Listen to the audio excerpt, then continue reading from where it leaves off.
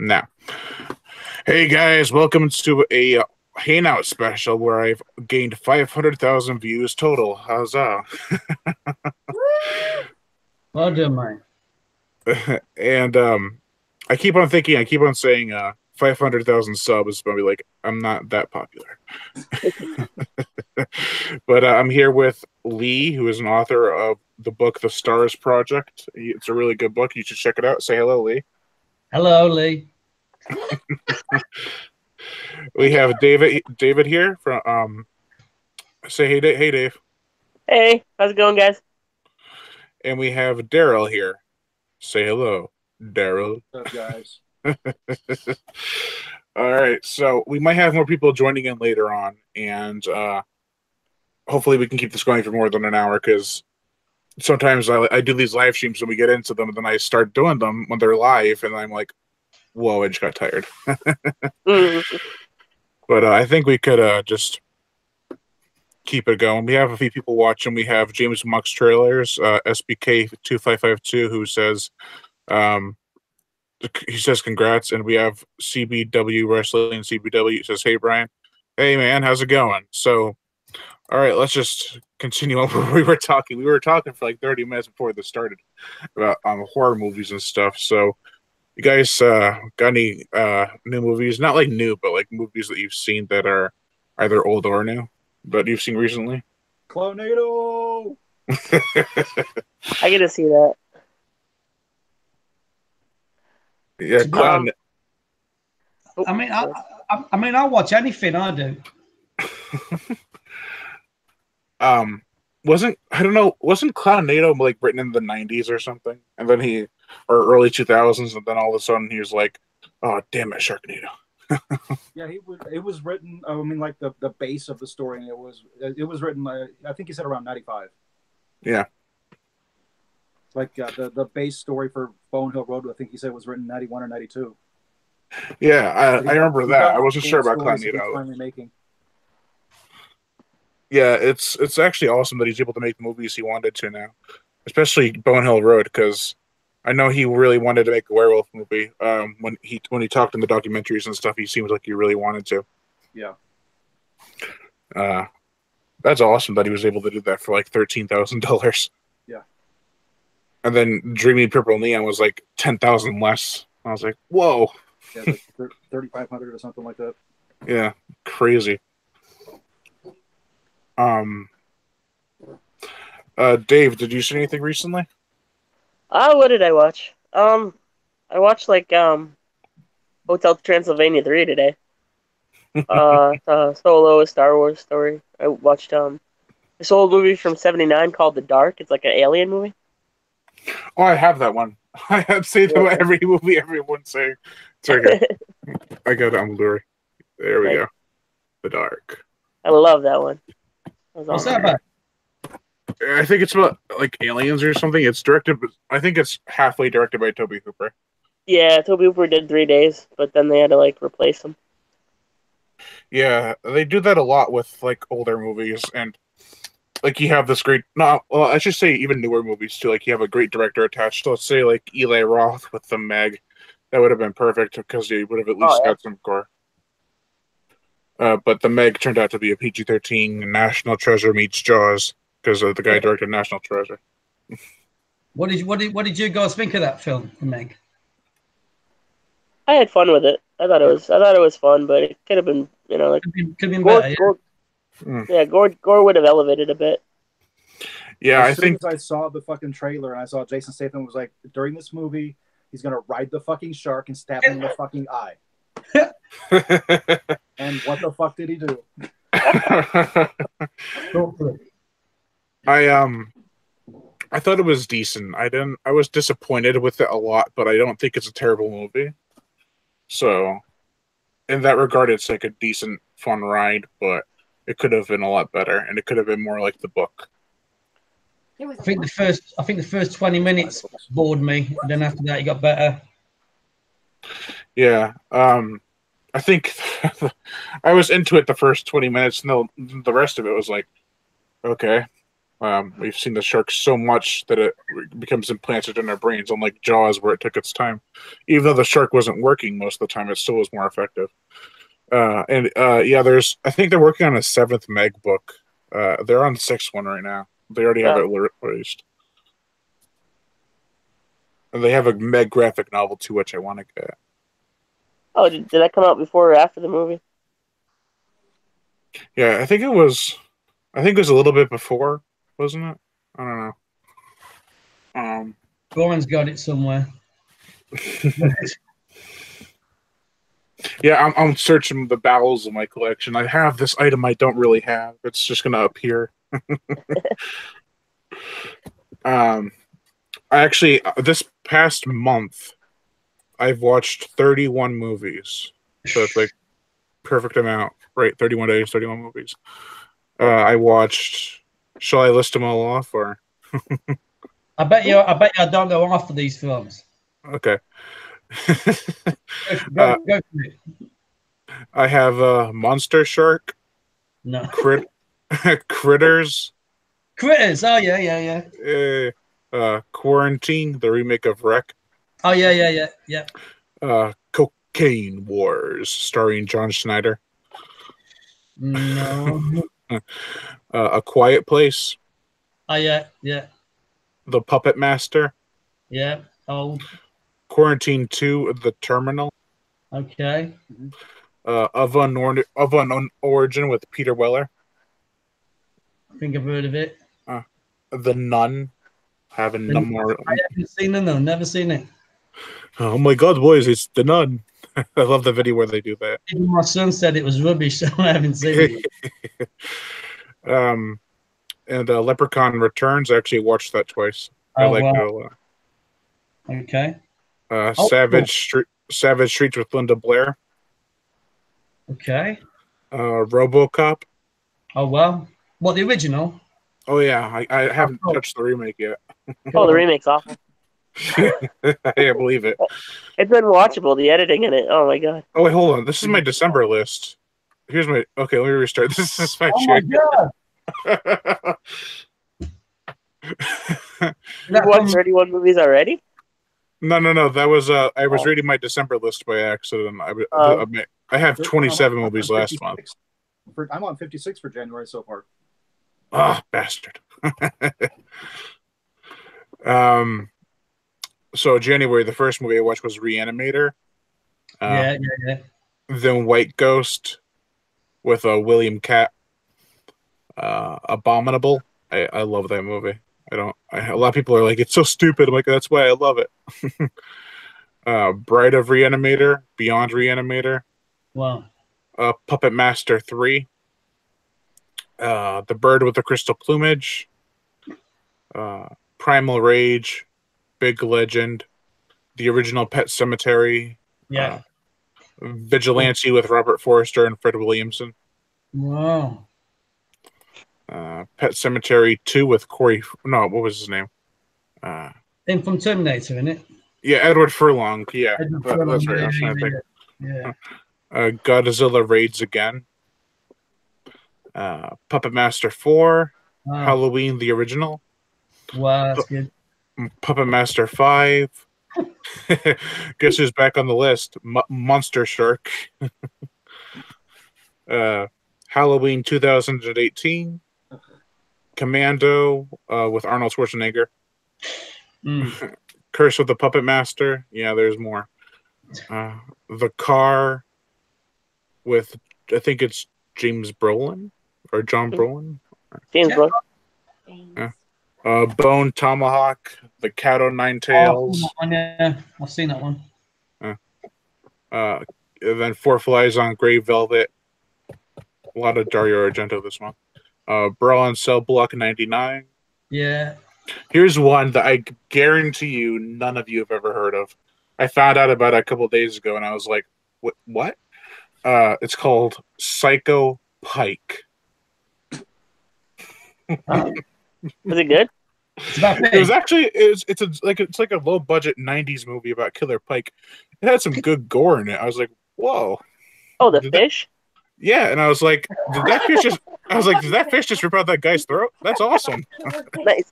Pike, Is it I a thought big said Pike fish? Also. Yeah. Yeah, it's like a probably I don't know 6 or 7 foot, no, probably like 5 to 6 foot pike. Wow.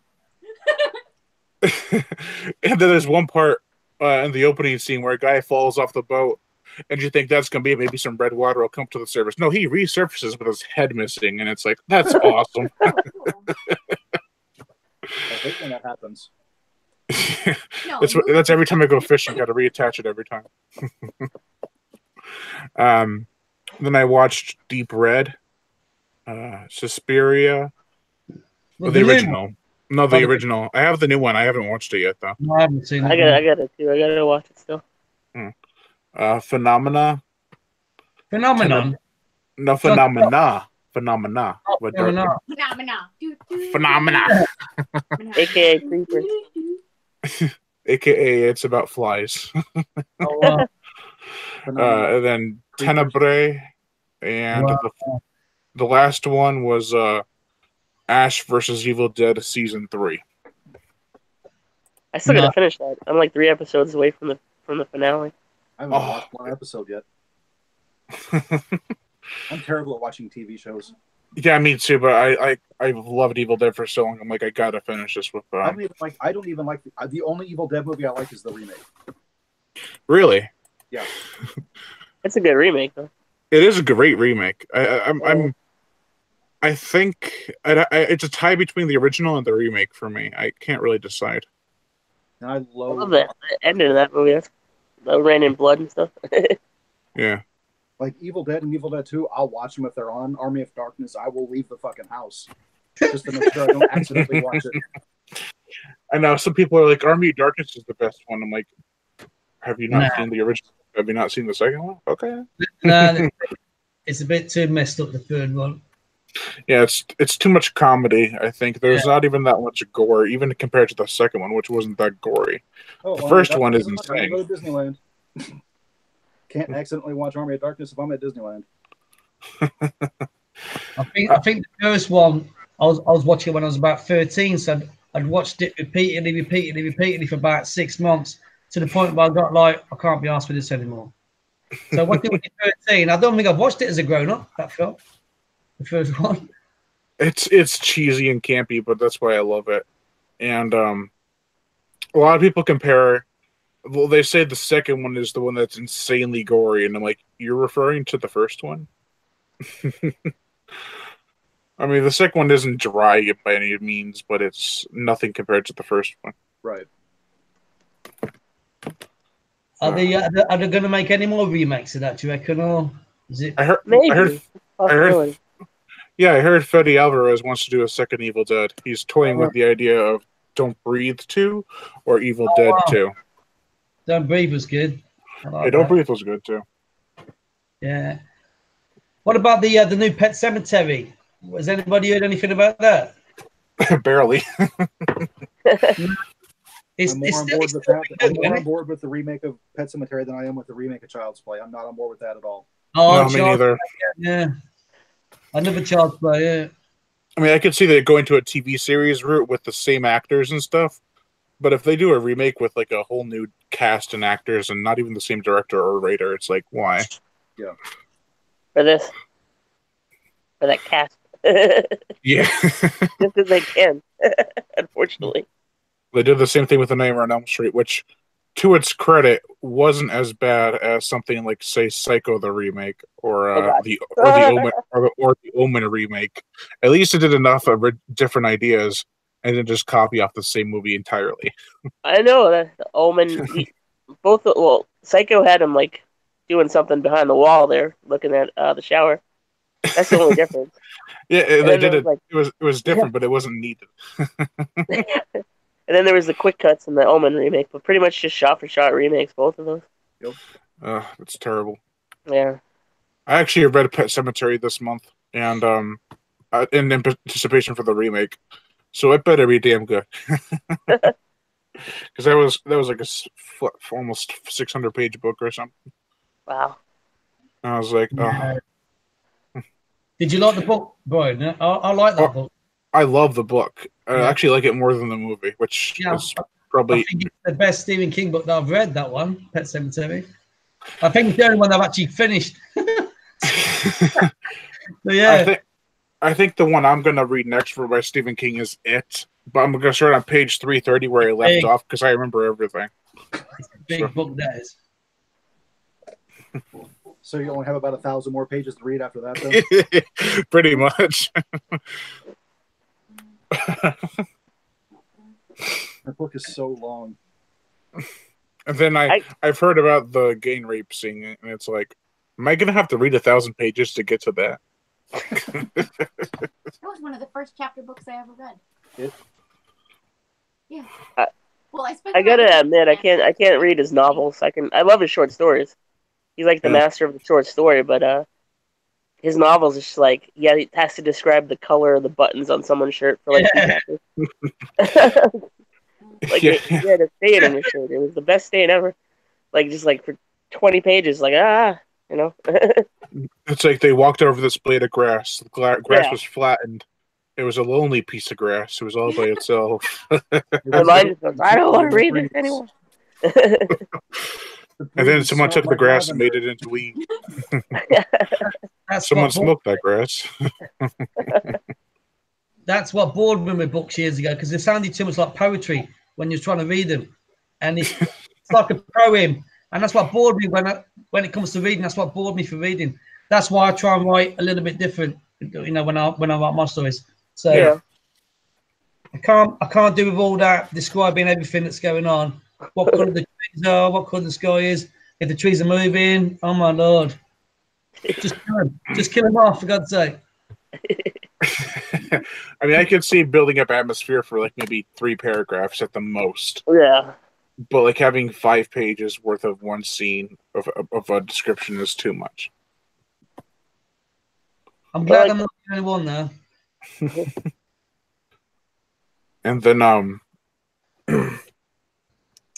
I used to love this movie called Rawhead Rex. Yeah, right, Rex. Red Rex is great. It's so bad, but I love it. I love how his head wobbles. When he's running, his head just like flop, flop, flop, flop. Like when he runs, he doesn't change his facial expression. He just goes. Oh, yeah. I'm trying to see what else I have on my shelf. Have you guys seen The Boneyard from the 90s? Hell yeah. Oh. Cloris Leachman. It's the one. It's the one where at the end it turns into a monster poodle. No way. It's amazing. What should I watch tonight? Should I watch Blood Feast or Frankenhooker? I go with Frankenhooker because it's probably more Frankenhooker, yeah. colorful. Frankenhooker is actually I haven't seen it, but I've seen the trailer. I have it actually, surprisingly. I know, right? But I know it's probably got more color than just red. Purple, yeah. Lots of purples and like Lots of purples and some green. Have you guys seen It's a lot Boar? sillier. It's a lot sillier with better acting than Blood Feast. yeah. Isn't that by Herschel Gordon Lewis? Blood Feast. Yeah, Blood Feast, yeah. His movies. The Paint for Blood. Do you remember a movie called Blood Beach? Blood Beast, Yeah, with yeah. John Saxon remember that? and Paulie from Rocky. Yeah. Yeah, I remember that from years ago. Yeah. And then at the end, you see what it is, but you don't really because it's like so dark. We don't get it on TV in the UK anymore, that one. I don't think it's on TV anywhere. It's it's a clam. It's a killer clam. Spoiler alert.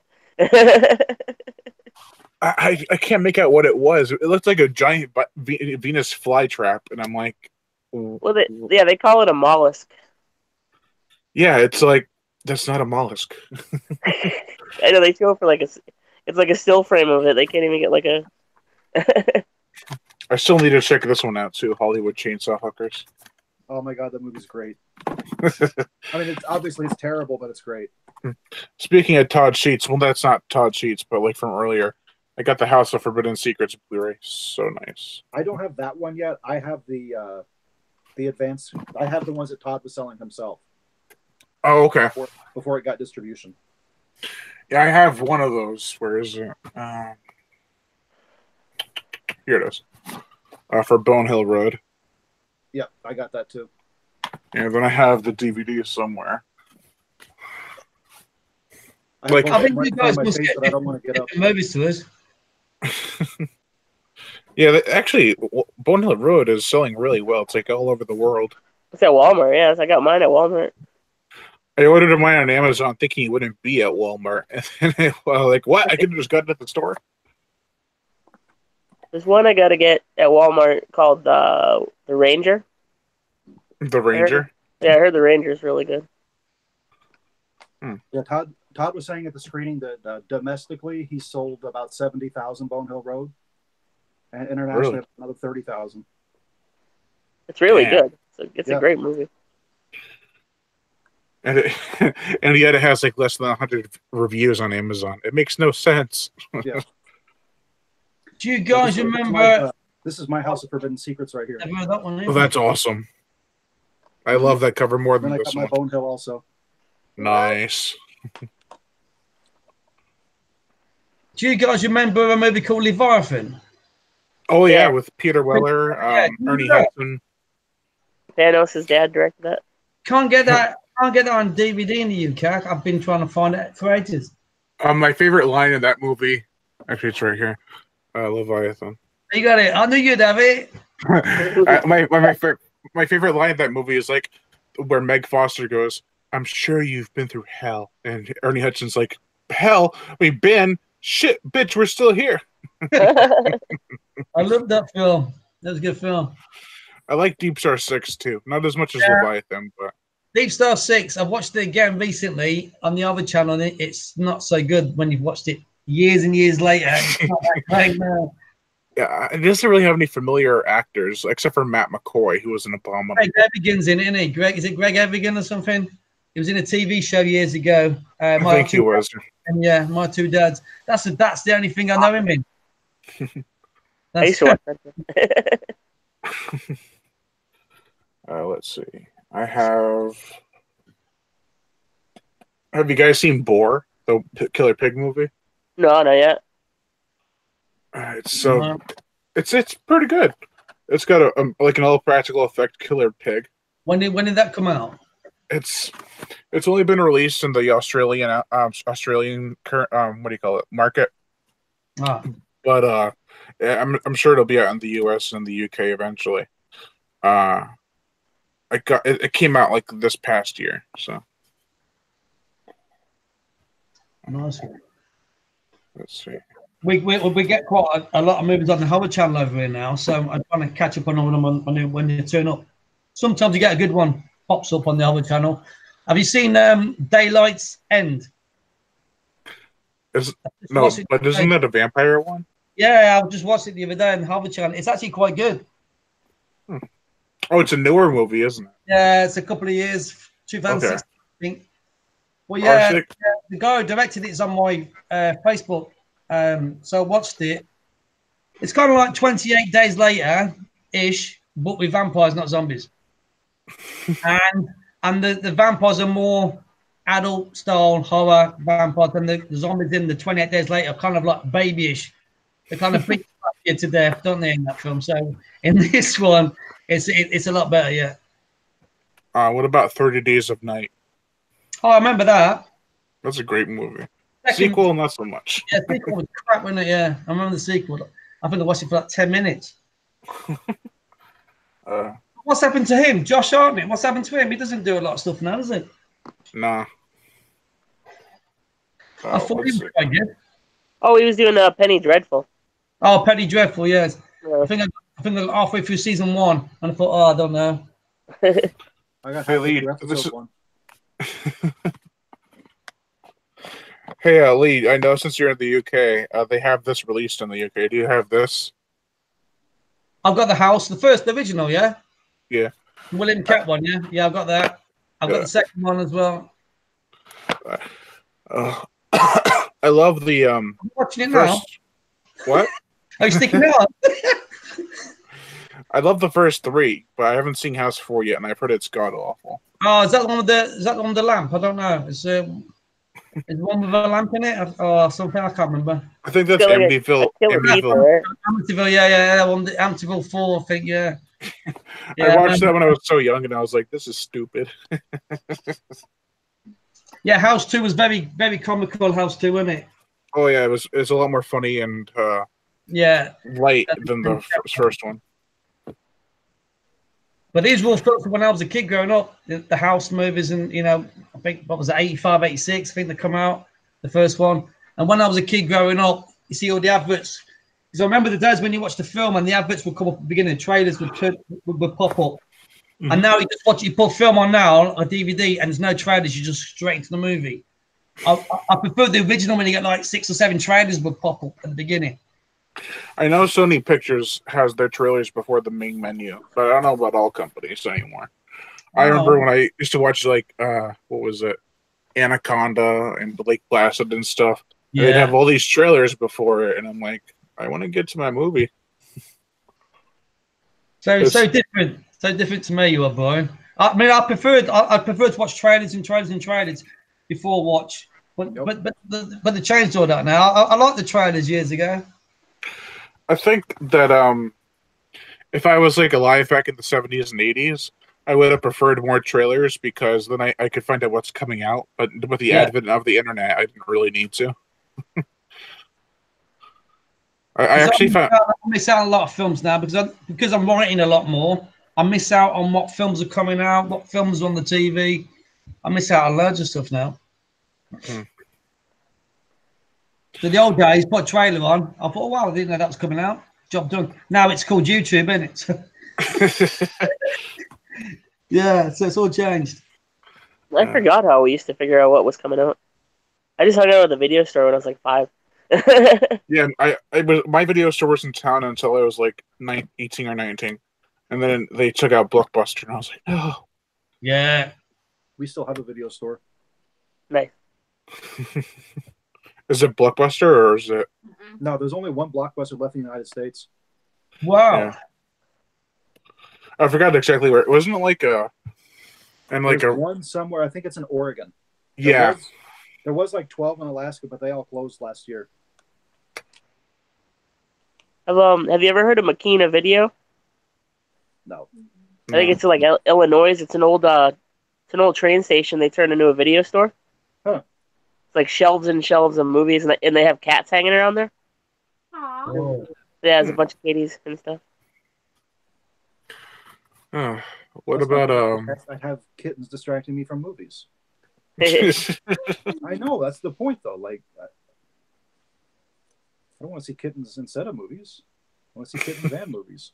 I remember when the Blockbuster closed down here. Look, there's movies. When did it close down? I think I'm probably looking at like 10 years ago, but maybe around that time. I remember it closing down, and I went straight there and bought about 50 movies. Oh my god, that reminds me. One time, I thought that they were having a big sale on movies at Blockbuster. Everything was like $1.99 to buy, and I was like, "Oh my god, I'm buying everything." Yeah. So then I found out that it's $1.99 to rent each movie. Oh. It's like, no, wait. I had all these great movies in my hand. Now they're gone. They were like $5 when like Hollywood Video was closing down. Yeah, like at Blockbuster, they had them from like I think at the least like $3.99 to $12.99. Yeah. But then it was like $1.99. I was like, oh my god, really? And then so I looked at the sign, and thank God I didn't go up to the register to find this sign because they probably would have laughed at me. Did you have in I don't know if in Blockbuster over there, but over here when we used to do the movie shots, the films would be on the shelves, and then they'll have like a rental price, and then if you want to buy it, they'll have the price of it if you want to buy the film as well. Like sometimes like £100 for the movie if you want to buy it. No, it was they had walls and walls of rentals, and they had these like 4 aisles where you can buy movies that are not. Yeah. Oh, they just chuck them in a basket and say you can buy these. Well, they were Okay. They were on shelves. I mean, they weren't on shelves. They were like on like the shelves here. That's what kind of Blockbuster was like for rentals. And then they had like these, I don't know what you want to call them, like stands, like grading stands that went for probably about 10 feet, and they had all the movies you can buy on there. I remember Hollywood. We used to like have a certain amount at first, and when it dwindled down, we just made them like the previewed ones for sale and shrink wrapped them again. Yeah, I remember all of them were previewed, and some of them you couldn't open. I was like, I want to check my disc before I buy it. Oh yeah, well, some of them were bad. Yes. Oh god, the place that always gave you bad discs was GameStop back when they sold movies. Oh, I remember that. I bought Evil Dead Fistful of Boomstick from there, and it worked fine. Then I bought another game that same day, and it worked like crap. Mm. I remember. You just used as skateboards. Do you remember those little skateboards you could ride with your fingers? Yeah. It's like I could never even get that right. The one time I did try to skateboard, I went about 2 feet and almost fell off.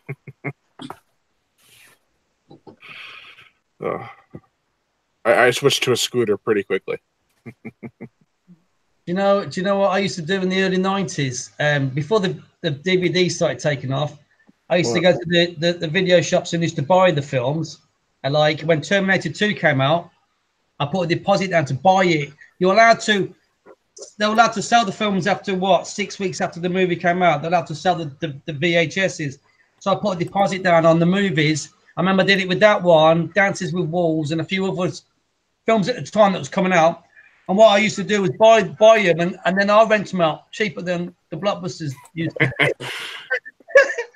Yeah, that's what I used to do. Yeah, carry my old camcorder case with about 40 VHS movies in it, stick it down the snooker club, and rent them out for like £1.50 a movie or something. Yeah.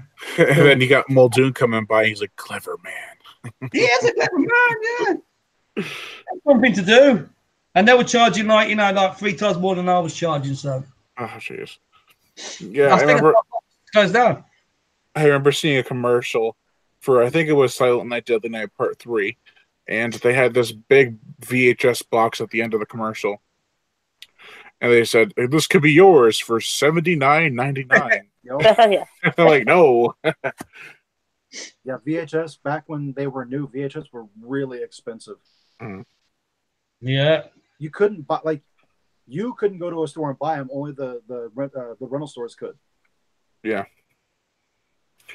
And then that was the better option, was to rent them, unless you were like extremely rich.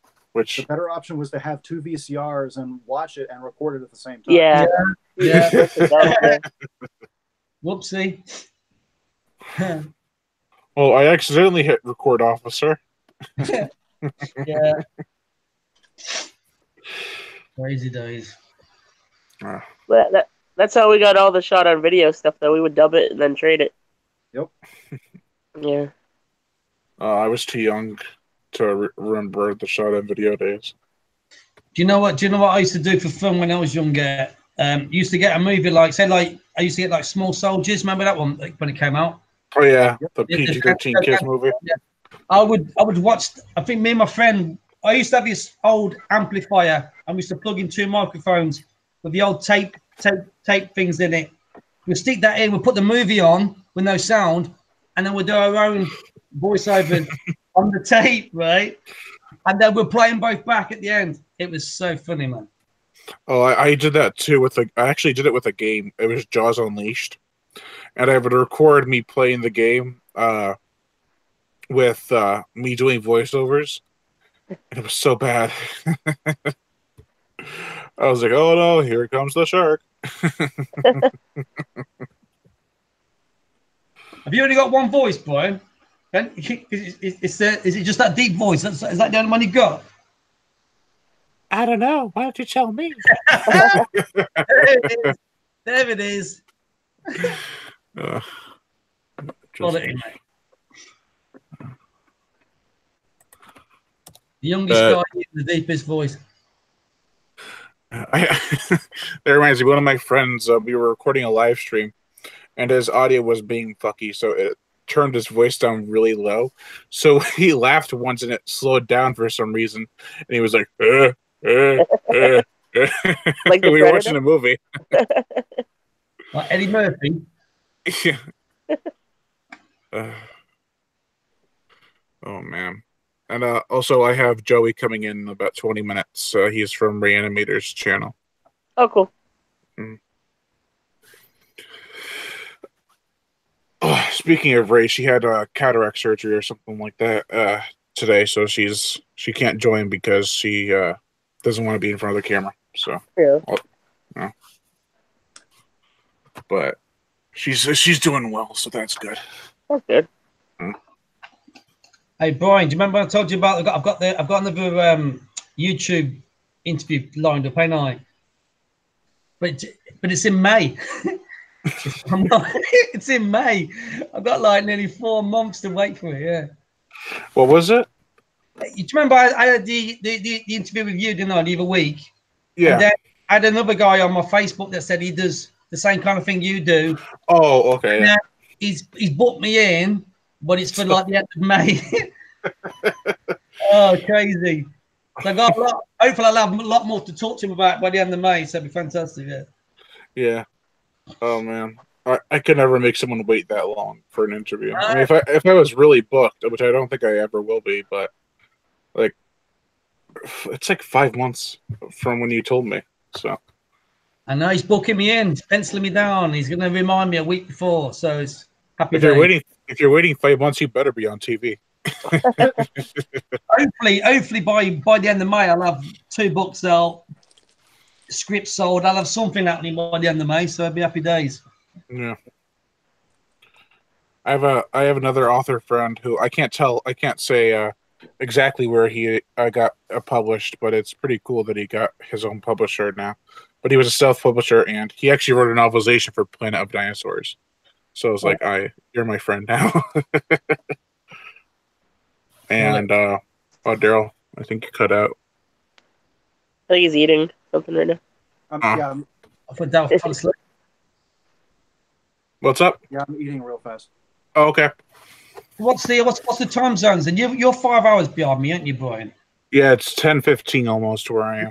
Right. So you're 5 hours behind. What's everybody else on? I'm about 2 hours away from Brian. You're 2 hours behind Brian. Yeah, we're in the same state. Oh right. So I'm yeah, like 2 hours away from him. So I'm on like 3:15 in the morning in the UK. So I'm on crazy time. But this is the time when I wake up. This is my time. This is when I'm more alive. 3:15 in the morning. Yeah. Yeah, I forgot that we were actually that close, Dave. I totally forgot. I was like, Yeah, because I remember someone telling me that they were close to me, and I was like, I can't remember who. And then you said that, and I'm like, oh yeah.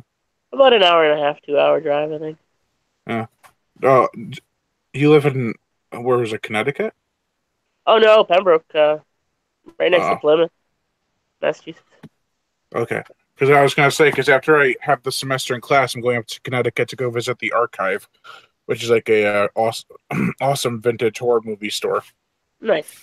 I didn't know if you were. That's what I was asking, because I didn't know if you were around there. I could have like stopped by or something.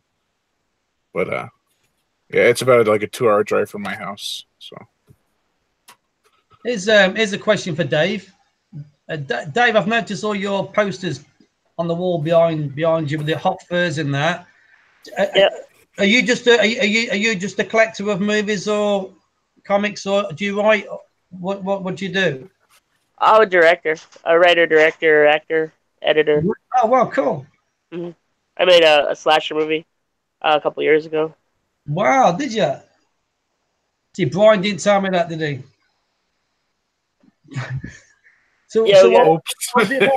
What was that about?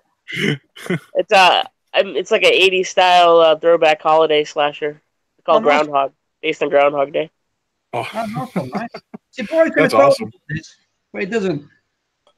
Brian just lets the whole world just jump in on the conversation, and we don't know who anybody is. Lee, save yourself. Daryl a copy in a couple days. Sorry, what? I'm sending Daryl a copy in a couple days. Yep. Well, that's cool. I had to switch legs. I want to see Daryl's boxes again.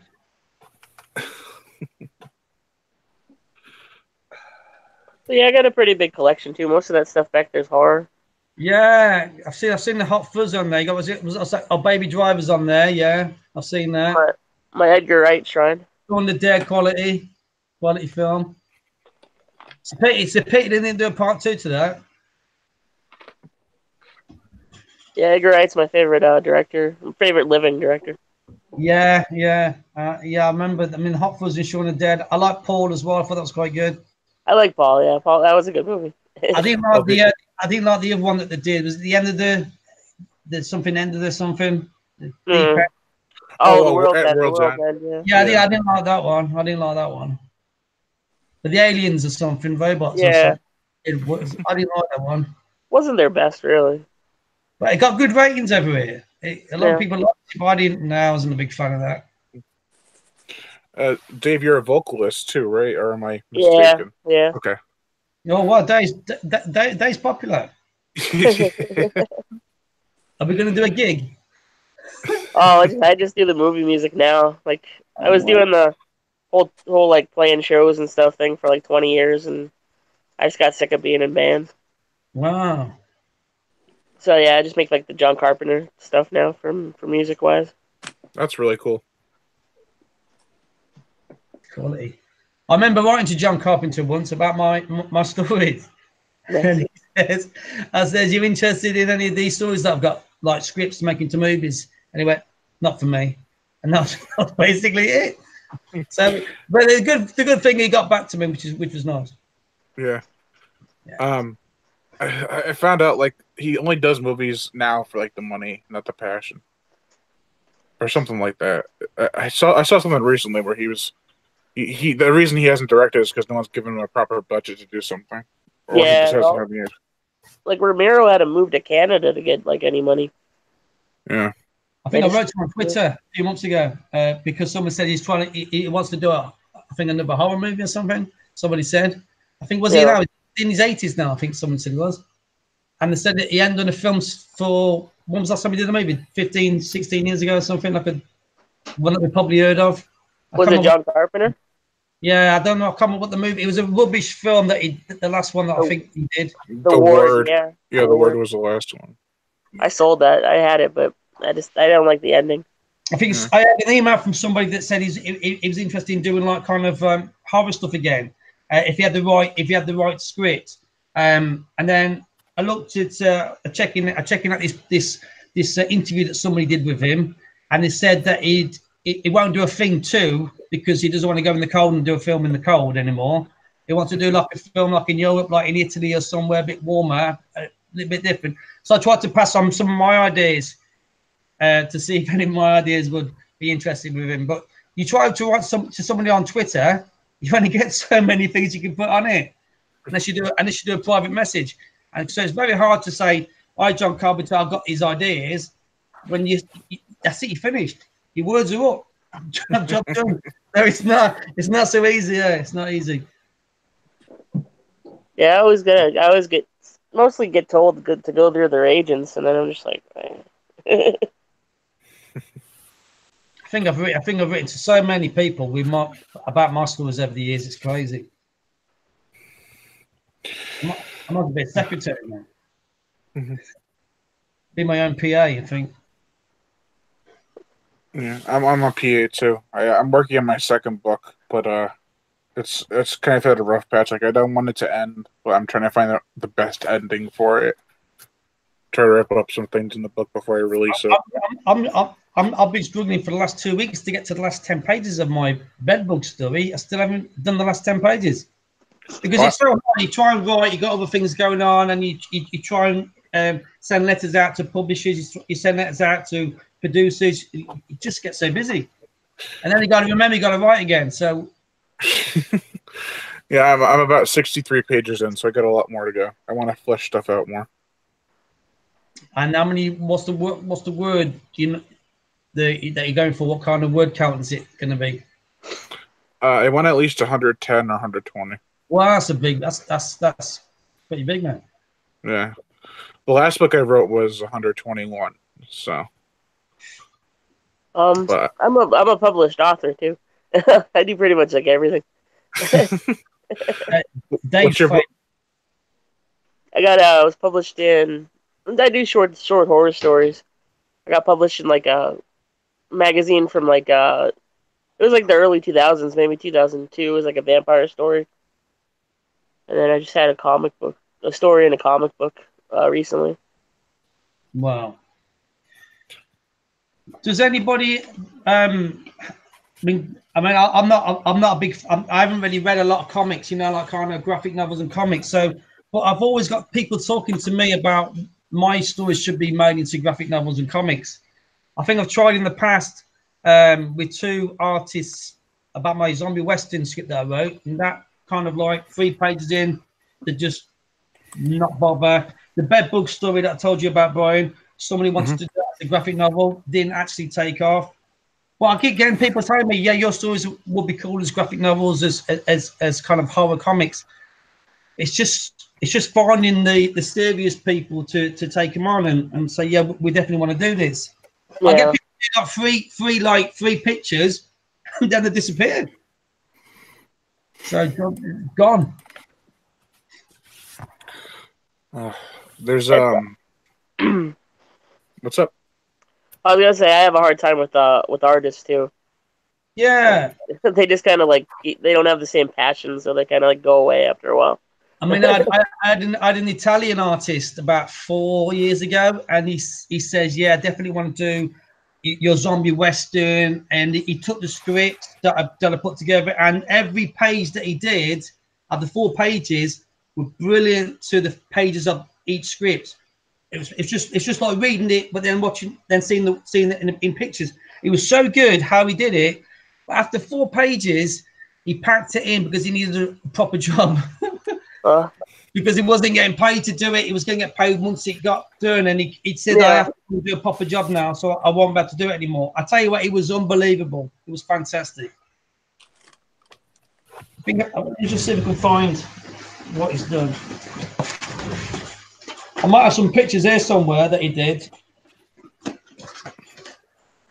me just see if we can get these up. These were printed off ages ago, so they might not look so good. But this is what, if you can see this, that's what he did, mate, years ago. And here's one of the pages that he did for me. You see that? That's cool. He was good. He was very good.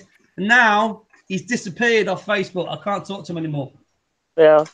And I said he actually didn't believe he was that good. He didn't have the confidence to say that he was a good artist. Oh. And I said, you are amazing. That is unbelievable what you've done there.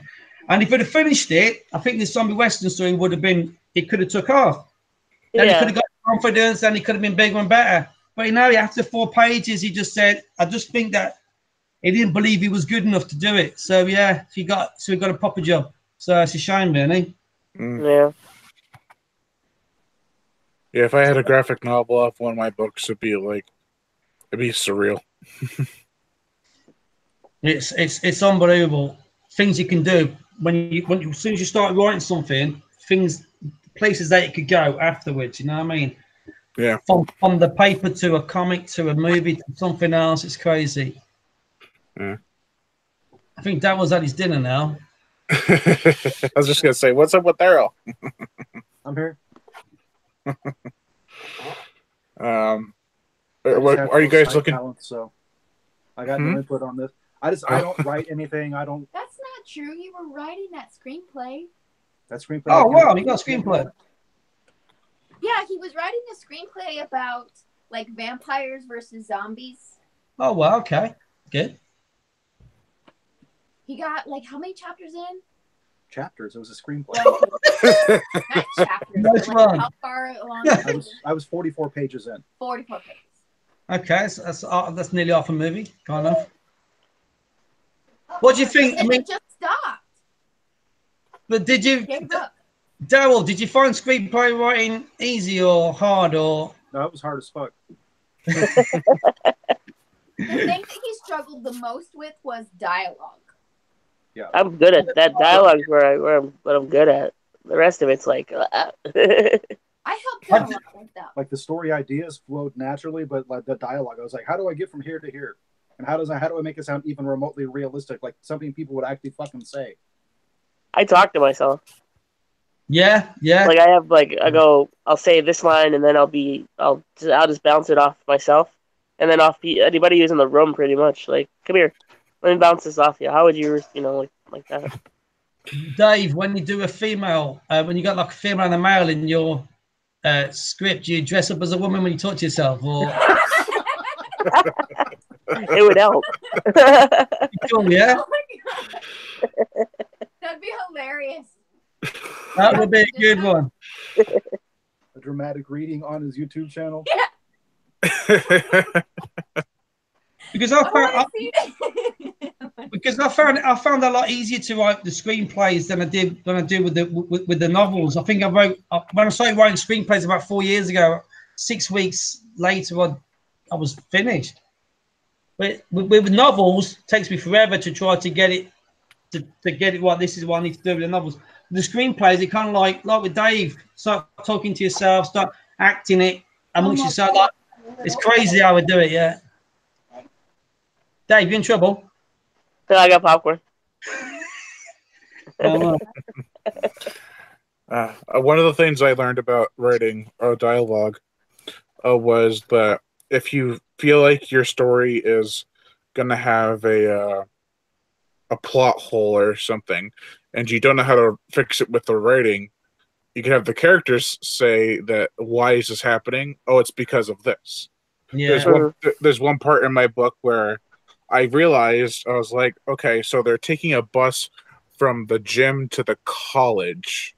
Why would they be doing that? It's a college. And so then I was like, well, what if the characters just say that I can't stand that they make us go take this bus because it's mandatory?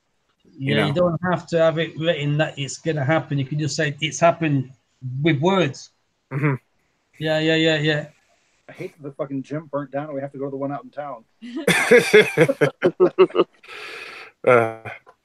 Well, actually, I could probably give a spoiler for my current book that I'm working on, because it's called Sleigh Ride, SLAY, not SLEIGH or IEGH, whatever it is. And I was writing this part in the book, and I was like, I got to make this funny. I got to lighten the mood up somehow. So I have one of the characters who's been in touch with the villains, like he's been observing them, or the antagonists, and he's saying like how what they are, what they're doing, and so one of the characters is like, so we're all stuck here because of some demonic elves. And I was like, that's it. I didn't know what to call them at first, and I was like, why don't you just call them elves, because that's what they are. Plain and simple. Yeah. Nice. I remember when I wrote my first script, I had a phone call from a guy, a director, producer guy, and at the time, I'd never written a script in my life because I'd written the books, and I had an American guy that did the scripts for me. So he was like, he was my script guy, and then this guy phoned me up, and I had to pretend I was a script writer as well, because I thought, I've got some work here. So chatted to him for ages. He gave me an idea for this story that he wanted to write, and I jotted it down, and he gave me a time frame to write it in. So and I did it. But I spoke to my screen guy, the script guy first, and he says, "Look, Lee," he says, "look, you write stories that are kind of like read like movies. So they kind of, I mean, when you've read one of my books, Brian, so they kind of read like it's a film. So you kind of see yourself inside it when you read it anyway." He says, "I think you could be okay doing, just turn it to a script." So yeah, that's when I wrote my first one. And this guy who phoned me up, he gave me the confidence to start writing screenplays, because I wouldn't have had a clue how to start a screenplay, through all the years I was writing books, until this guy phoned me up and then he just gave me the confidence to give it a go. And I started in about 5 or 6. So yeah, the when I started writing screenplays first. I started writing them because I read the Evil Dead script, the remake script before the movie came out. It yeah, was leaked somewhere, and I was like, I gotta check this out. So when I did, I picked up a lot of tips, and then every time I write a script, I first start off with the first 2 words. It's black screen, and then I have fade in and stuff, and then all the camera tricks, and then everything that happens with the dialogue. And then I was like, if I can do this good, I can probably write a book. I've wanted to write a book since I was like 18. So, do you know I read the script to the film Basic Instinct. Right, I thought it was a good film when it came out, a big hit. But I read the script. I thought it's a bit dull. The script's a little bit. It's nothing like as exciting as the movie was. I thought, who picked this script up and said this was a good script for a film? It's crazy. Yeah, when I read the Evil Dead script, there's a lot of stuff they took out from the movie. There was a scene where they, for the remake, where they were all sitting around and looking through a photo book, and they were reminiscing about their pasts and stuff as friends. There was a coyote that was attacking Mia before she got raped by the trees. Oh my god! Look, ain't she? Yeah, it was like a demonic coyote, and I was like, I wish that was in the movie. What about Roadrunner? Was he there? Was Roadrunner there? No. And then at the end of the screenplay, that'd be funny. at the end of the screenplay, it wasn't that thing that looked like Mia that came out of the ground. It was like an amalgamation of her friends and a demon. So it was like this big hulking monster. Oh, wow. But they trimmed it down to just be a clone of Mia in demonic form, which kind of was disappointing. Well, that's all about budgetary reasons. It had $17 million. I know. I could just make like 12 movies with $17 million. Was that the price of how much it cost? $17 million. The remake, yeah. The original was like less than 500,000. Yeah. 17 million. Did it make any money then? The second one? It made around 100 million. Oh wow! Yeah. So it made its money back. Yeah. That was without the DVD and Blu-ray sales too. That was like in the box office. Jesus. And then you have a movie like what was it? It that cost 35 million and it made like 700 million. Oh man. My lord. I was like, they're gonna cut it off at some point because this movie, it's making money still, but like they reached exactly 700 million or somewhere around there, and I was like, and then they cut it off. I'm like, it could have made like probably at like 730 or so. Wow. Are they making the second part to that film? Yeah, it's coming out this year. Oh right. It's gonna have the second part to the story, but I know. I can't remember all the cast, but I do remember there's Jessica Chastain because she was in the director's previous film, Mama. Oh, Jessica Chastain, yeah. James McAvoy's in it. Who's in it? McAvoy's in it. James McAvoy, Bill Hader. Then a bunch of like lesser known actors who are pretty much coming up are in it. What would have been funny is if they had Samuel L. Jackson to play the part of what's his name, Mike. Or Mike. Is the same guy doing the clown? Yeah. Yeah. And what's funny is he's probably younger than all the kids are. All the actors are in the second part. Oh, definitely. He's like in his early 20s or something. I think. He's like 24 or 25, yeah. Is he the guy from Gotham? The guy that plays the clown? No.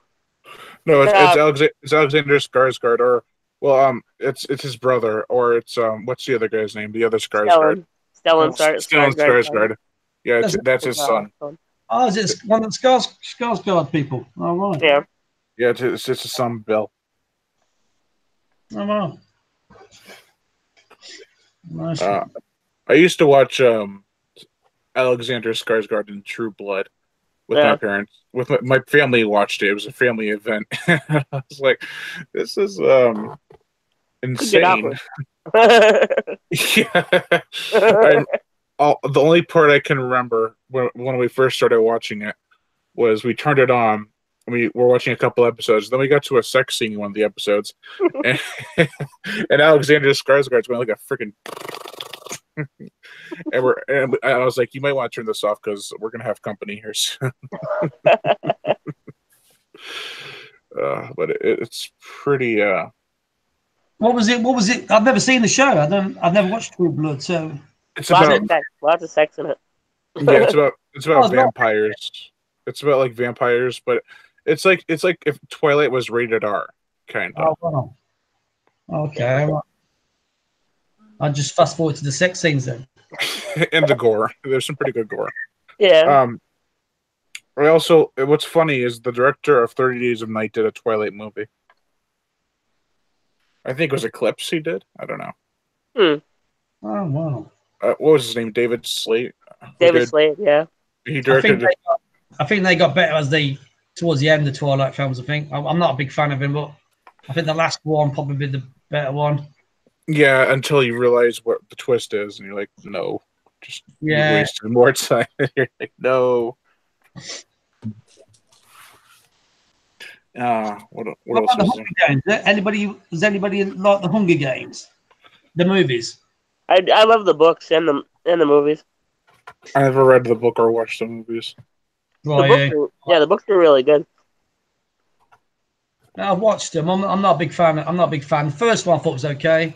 I'm a big fan. And then the end, again, it's the same. Towards the end of the Hunger Games, I thought it was good, but by that time, it had all been finished. With the books, you just get really attached to like certain characters and stuff. And then the end of the books get ridiculous, though. Like, there's some crazy stuff happening in those. So this is what scares me sometimes with books when there's like sequels. I mean, it's like movies or pop stars when they release their first single, and then they start releasing any old crap because they're making money. Do you know what I mean? So this is what scares me sometimes with books. If they're carrying the books on, are they going to be just as good as the first ones, or just for we're getting paid anyway? So this is why anything. I think there's a couple authors that I like a lot that have proven to be great time and time again. There's Max Hawthorne, Chris McAnally, who I'm actually friends with both of them. Okay. I've read Russ Elliott's Vengeance from the Deeps Part 1 and 2. I'm on Part 3 right now. They're all really good. Who else? There's quite a few great authors, but that would scare me. That if I wrote a couple of decent books, then I just thought, I can't be asked just writing any old crap now. I don't think I could do it. I think I'd have to put either 100% into it or just don't do it. If I can't feel the characters, if I can't get into the characters, I don't see the point in me writing it. So yeah, right. I usually start off by writing a list of the characters I'm going to have, and then I write the book. Wow, that's different. Mine just turn up as I go along. I think mine just pop in, just turn up. Well, I mean, I have the list of the characters and what they do, so it kind of helps with me shaping the story. Yeah. Like, you got this person, he's an engineer, and it's like, okay, so I'm going to have engineers in the book. I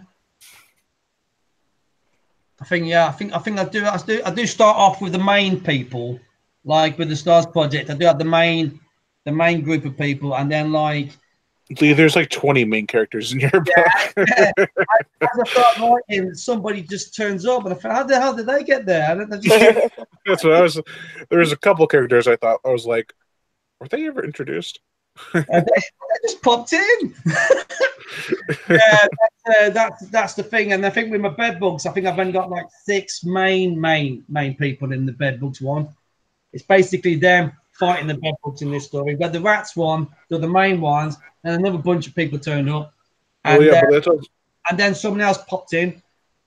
There's like one big giant party going on. Yeah, but there's also because it takes place in the town, so there's going to naturally be a lot of people. Yeah. A lot more than 6, at least.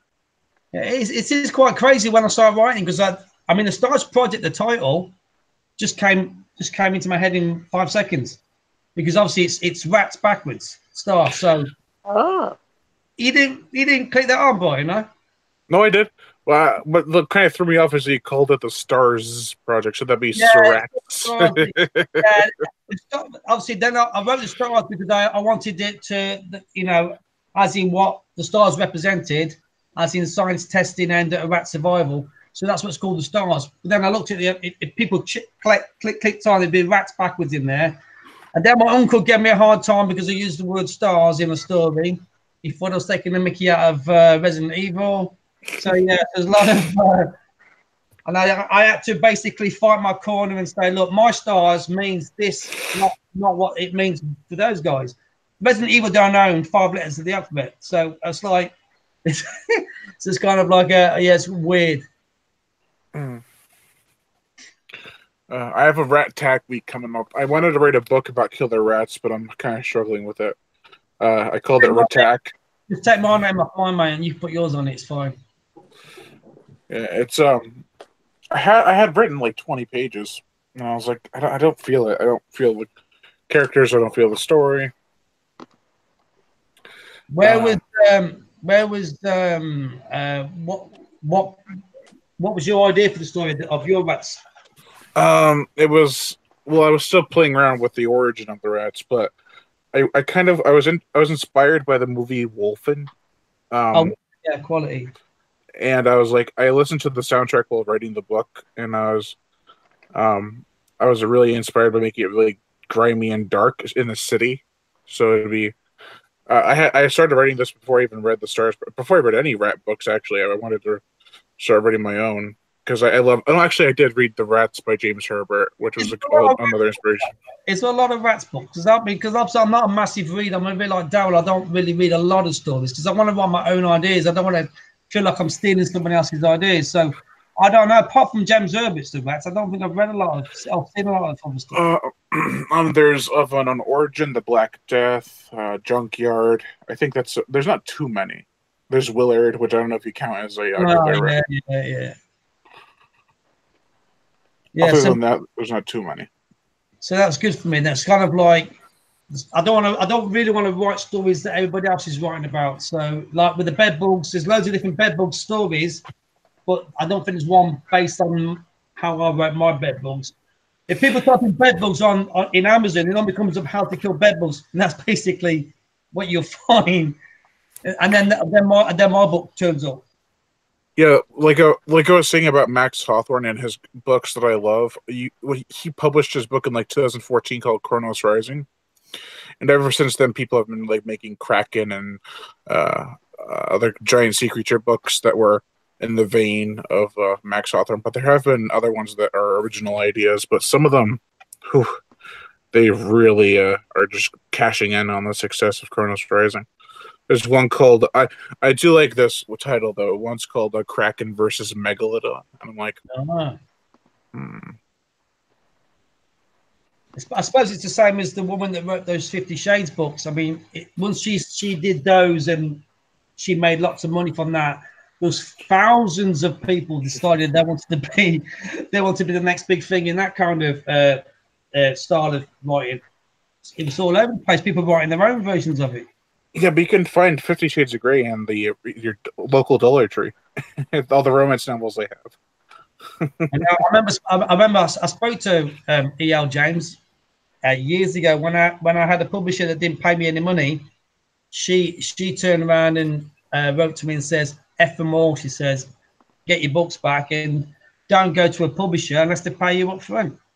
Which she would say that because she got paid loads of money, so she would say that, but I don't think she started off that way. She started off the same as like you and I, Brian, you know, self-publishing, Kindle, whatever.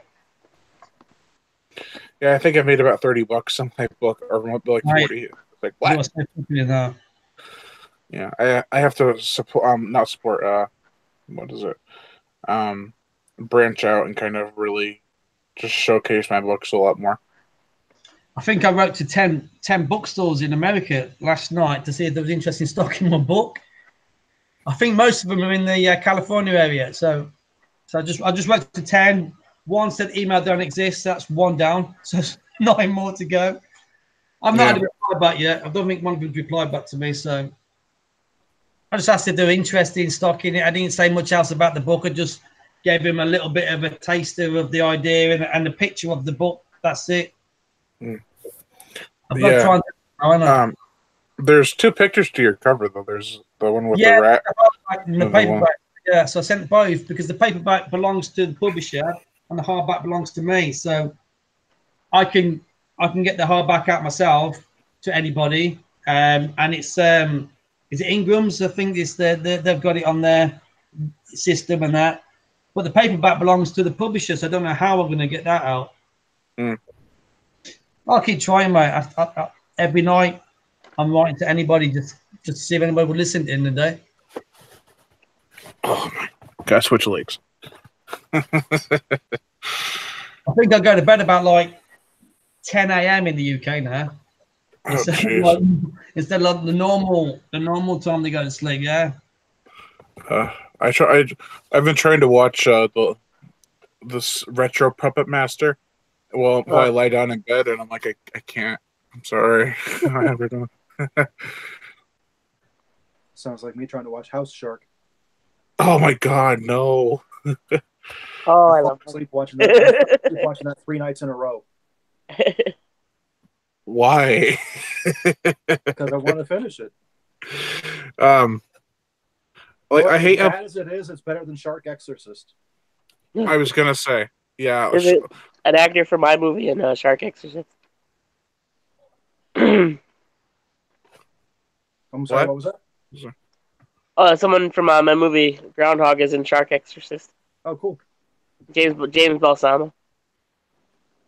Have you guys seen Deep Blue Sea 2? Yeah, I love it. You like it? Really? Yeah. Really? It's a lot better than most of them. It's basically copying the original one, but with crappier actors in it. Yeah. Terrible. I've made a video about it. I want to do a second part where I say it doesn't suck, because there's a lot of reasons. First off, I shall list them all. Deep Blue Sea in itself is a ripoff of Jurassic Park. And yeah. And then and so to say that Deep Blue Sea is a total waste of time because it rips off Deep Blue Sea, just remember, Deep Blue Sea is a ripoff itself. Also, you watch so many shark movies, and you're wondering how come they're not coming up with any original ideas besides Jaws, and then you don't see many of them ripping off Deep Blue Sea, and you're like, well, why should I give Deep Blue Sea 2 crap if all these other movies can rip off Jaws and still be hailed as better than Deep Blue Sea 2? Don't you think that Deep Blue Sea should have been a little bit different storyline-wise?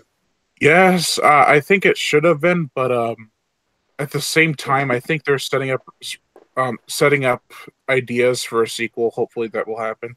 And I think if they do, it'll be different enough. But I think the thing is, they can't do a sequel to Deep Blue Sea 2 and not have it the same as the first one, because they're not going to get LL Cool J or Thomas Jane back for a sequel, especially because it's direct to DVD. So they have to start off with new characters and kind of the same story so that they can continue on into another movie. But did it carry on from the first one, or just no? It was its own story. It was just its own story with the same plot. Yeah. There's a lot of other. I'm sorry, I'm just really tired, but there's a lot of other things that I stuck up for the movie. I also think that in most of the scenes, the CGI is a little bit better than the original. I think the animatronics in the first one are a lot better, of course. But sometimes the sharks in the first one just look like an ink blot swimming right by. While in the second one, it's more smooth and more technical. 20 years old. That's true too. But Jurassic Park is even older and has better effects than Deep Blue Sea. Jurassic Park had a $150 million budget. No, Jurassic Park had 63. 63. Actually, Deep Blue Sea had more. Jurassic World had 150. Jurassic Park had 63, and Deep Blue Sea had around 60 to 78, somewhere in there. So it was around the same. That must have all been for LL Cool J then. Yeah, probably. And who else was there? Samuel L. Jackson too. Although he wasn't as big as he is now. I know. It's kind of scary when I watch that film again and realize it's Samuel L. Jackson in that movie. Yeah. Yeah, some people think I prefer the second one over the first one. I love the first one way more than the second one, but the second one, it's not the worst shark movie. I've seen people go, "Oh, what's the worst shark movie you guys have ever seen?" And like groups and stuff, they're like, "Deep Blue Sea 2." Like, have you not seen Shark Exorcist? Have you not seen House Shark? What about the Shallows? Have you seen the Shallows? Oh, I love The Shallows. That was all right. That wasn't too bad. Yeah. 48 meters down was shit too, or 47, whatever it is. That one was shit too. What one was it? I love House 47 Shark. meters down. Yeah, it was. I'm kind of I'm kind of excited for the sequel. I'm not sure. I think they're doing something different where it's like in a cave, so I think that's kind of cool. Have you seen? It's a film from a long time ago. Orca the Killer Whale. Love it. I love that film. Fantastic movie. Yeah. I love the movie. I hate the book. Surprised it's never on the TV in the UK now. That film. It was amazing. I've got it on DVD. It's a really good film. Yeah. Mm. Sad as fuck, but it's a good film. Yeah. It is really sad. I watched it. I watched it when I was 14, and it ruined my 14-year-old mind. I was like, no way. Yeah, I did like that film. What about Grizzly? I don't think I've seen that one. With Christopher George, Andrew Prine. Who else? I think that's all I really remember from the movie. But it's like Jaws on land, or Jaws with claws or paws or whatever. It's Christopher George in some of them zombie films that you've got. Yeah, he's in City of the Living Dead, and yeah. I've got that. I think he was also in Pieces. I'm not sure. Pieces, Graduation Day. Yeah. Christopher George, remember him? Yeah. Oh, he was also in the Exterminator. Yeah, the Exterminator. That's what I was thinking of. The Exterminator. I got that one with a big giant mincing machine. That's like the most awesome part in that movie. Yeah, because I remember that film. Yeah. I watched a review of it, and the person's like, "That's how you do it. You have him walk in stone cold, just flip the switch, walk out, not a word, because he just did what he promised." What was the guy's name? Blonde-haired guy. The reviewer. Robert something. Was it Robert something? Oh, Robert Ginty. Yeah. Robert Ginty. Yeah. It's good, isn't it? These are all the films when I was growing up, before your time, Brian. These were. A lot of films are from before my time. Yeah, all classic now. What about Prophecy, the monster movie with the man bear pig creature? No, I've heard of Prophecy, the Christopher Walken movie. One. Yeah. I've heard of that one. I think I've watched one of those. What about the original Piranha? The one with Lee Majors in it. Is Lee Majors in that one? I don't know. I believe so. There you go. Yes. I mean, I don't know what we're talking about. I'm thinking of, right? Yeah, the one with Bradford Dillman and The 70s one, yeah. Yeah, and Dick Miller, who actually just died today or yesterday or whatever. I feel so bad about that because he was in a lot of my favorite movies. Yeah. I think the one I watched, I think it was about 76. Lee Majors is getting attacked in the water or something in it. I remember that one. Oh, that's I think that was a Piranha 1, I think. Piranha 1's 1978, but Which one they were flying? They were flying in one of them. that's Piranha 2. Piranha 2, The Spawning. Yeah. Yeah. The one that was James Cameron, halfway right? directed by James Cameron. Yeah. and then they had Lance Henriksen in that movie who jumps out of a helicopter to swim to a boat. What about the later versions of the Piranha? Those sillier ones. What about those? The first remake is awesome. The second one is bad. The first one I've got it because I got it on the Blu-ray 3D. Me and my lad watch it when we get bored. We put it on. What's the 3D version? Yeah, it's good. The first one's good. If you liked There was a remake in the 90s too, like a Showtime remake. Yeah, I have that one too. I don't remember who's in it though. It was a TV movie. They actually had more in common with the novelization than the original movie. But if you liked The Babes and Piranha, well, all right.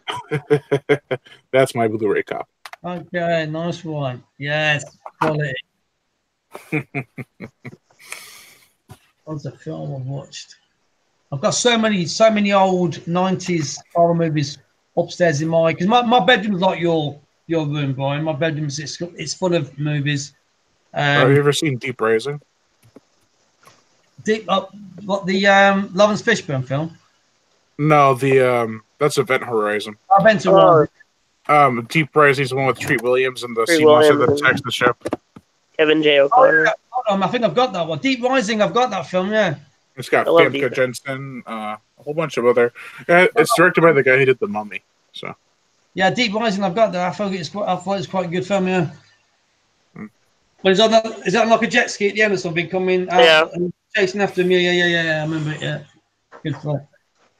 Not seen it in a long time. there was also Anaconda, which was. I was surprised I was PG-13 when I saw it. I was like, what? It was pretty gory for PG-13. But we talked about this, didn't we? It was Anaconda 2 that we thought was good. I like them both. I can't decide which one I like better. It's always been a toss-up for me. The guy in the second one, the muscly guy, what's his name? I thought he'd be a bigger star than what he turned out to be, like a bigger actor, but His name? Muscle Guy. I don't know. He's on the monkey. There's a guy with the monkey. No, I know. It's just, You know what I mean? I don't remember his name. I remember all the characters. I just don't remember their names. Yeah, I remember. I know he's been in a few TV series, but I thought he'd be a bigger actor as in the movie world, but not really. Nothing happened. Mm. Well, the first one had the big actors like Ice Cube, Jennifer Lopez, I think John Voight, and Eric Stoltz. Those are the big stars in it. Danny Trejo was in the opening scene. Danny Trejo was in it. Yeah, he's in the opening scene. He's the guy who goes. I've recorded after TV the other week, so I've got that. And your film that you said at the beginning of the conversation, what's that one? Me and Dad didn't like it. You said you liked it. Lake Placid. No, when we first started chatting before everybody turned up, we had me and Dad didn't like it. What's it called? Krampus or something. Oh yeah, Krampus. I recorded off the TV here. I've got it on my recordable box. I'll watch it again eventually. I think it's entertaining at some parts, and then other parts it drags. But it seems like the editing is a little bit messed up in it. Like it's missing parts. Well, I think it was supposed to be rated R at first. Yeah, cut it down to PG-13. It doesn't make. I mean, it's still cool. Like the effects are cool and the monsters are cool, but it seems like there's a lot doesn't make sense missing. I'd love to see like an R-rated cut of it. We probably never will. There's also I watched this recently. It was Ricky O, the story of Ricky. Ooh, yeah. Or Ricky Ho. Fucking crazy. Great. I love that movie. What about it reminded me of Dead Alive a lot. I was like, yes. What about that Babadook film? The Babadook or something? Was you into that? I like Babadook. It was okay. I mean, everybody talks about it though. Everybody's going on about it. Babadook, you got to watch Babadook. It's one of the biggest films to come out. It's really good. I don't know if anyone caught on to this, but like I was one of the. I'm assuming I was one of the first people to catch it. What do you know what a Babadook stands for? No. If you rearrange the words around, the letters, I'm sorry. If you rearrange the letters, it spells out a bad book. And that's what it was about. Yeah, it's about a bad book, a little book. So Yeah, Dark Project. Probably that. They stole your idea before you even wrote it. Yeah, I wasn't a big fan. I wasn't a massive fan of that film. But everybody was talking about it in the UK. I never, no. What about Humanoids from the Deep? I think you're making it up. No idea. Oh, you've never heard of Humanoids from the Deep? No, I don't think the UK is allowed to have these good films. Humanoids from the Deep? Yeah? No idea. Oh. I think they're all banned in the UK. It has like fishermen that rape women in it. Oh. It's disgusting, but it's funny. It's from the producer Roger Corman, who did Piranha and stuff. Lots of stuff. Oh, we got Joey. Heyo. Sorry, I'm not the usual. It's not the usual beautiful woman here, but Goody blue. she just had eye surgery, so she cannot join us. Yeah. But you're right. She does look Good and blue. badass as a pirate, though. I was like, we should call her Ray Pliskin. I call her the Dread Pirate Rayanne. So what's up, man? Long time no talk. I haven't seen you in a while. I know, right? It's been hectic with school starting up, and then I've been trying to do videos every day, but it's been like, oh my god. And I've been trying to fight off sleep apnea and stuff, so it's been trying to stay awake throughout the day too. Me too. Oh god. We were just talking about what was it, the Babadook, or were we on something else? Yeah. Babadook. Babadook. That's all like a metaphor for mental illness, though. Going off horror for a second. Have you watched the remake of Overboard? Oh my god, I will never watch it. Never will I watch it.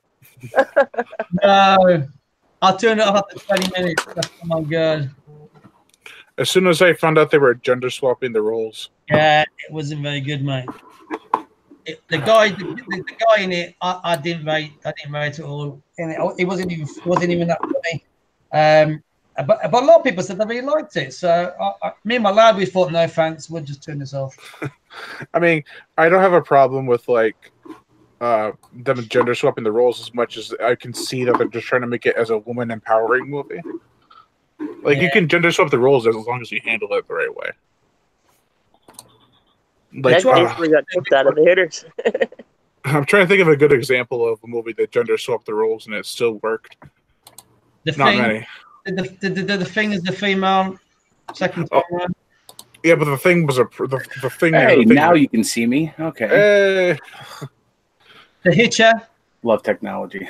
Oh yeah, the Hitcher. That's a good point. The Hitcher. That was the second there. There was a mother woman. Yeah, there's a guy in the first. The original one. There's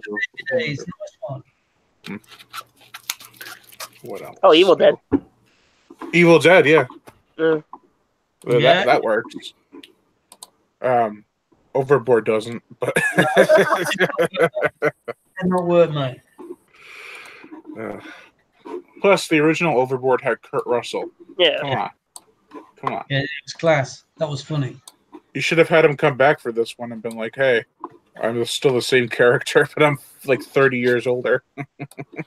You know, I watched the remake of Vacation. Oh no! I actually watched it before. I didn't realize how rude the jokes were in this remake version. Well, I just couldn't stop laughing. Vacation, the old Chevy Chase. With Chevy Chase. Christmas Vacation? No, they did a remake of the movie, didn't they? They did. With Ed Helms from The Office. Yeah, it's the guy from the Hangover films is in it. Yeah. Zach Galifianakis? No, not him. The tall one with the glasses on. The one who loses his tooth. Oh, yeah. What the hell is his name? Yeah. Ed Helms. I don't know. Ed Helms, that's it. He was in it. I thought it was quite funny. Yeah, I was laughing. Jokes a little bit kind of too grown up for the movie, but it was quite funny. What about trying to think of remakes of comedies? I don't watch many comedies. I can only watch them once, really. Yeah. I just watch what's on now. I just watch what's on TV. I just record anything that's on, and I just, when I'm bored, I just stick a couple of films on. What about the Tremors movies? Tremors 1, I like that one. I haven't. There's so many of them now, aren't there? There's about 8 of them, ain't there? Oh my god, they're all great though. They're all great. I've only seen up to 3, I think.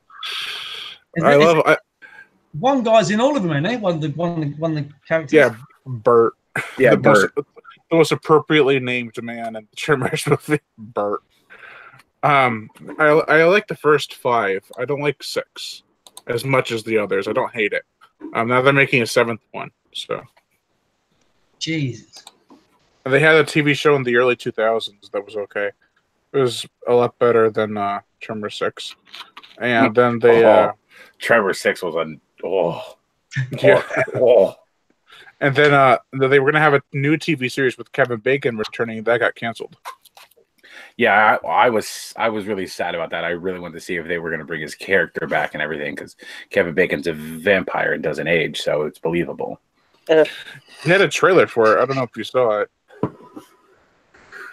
Oh, Ben Grimm says Elvira, Mistress of the Night. They are redoing that. Oh, can't wait. That was my first love. You can tell why I married Ray. I saw that in theater.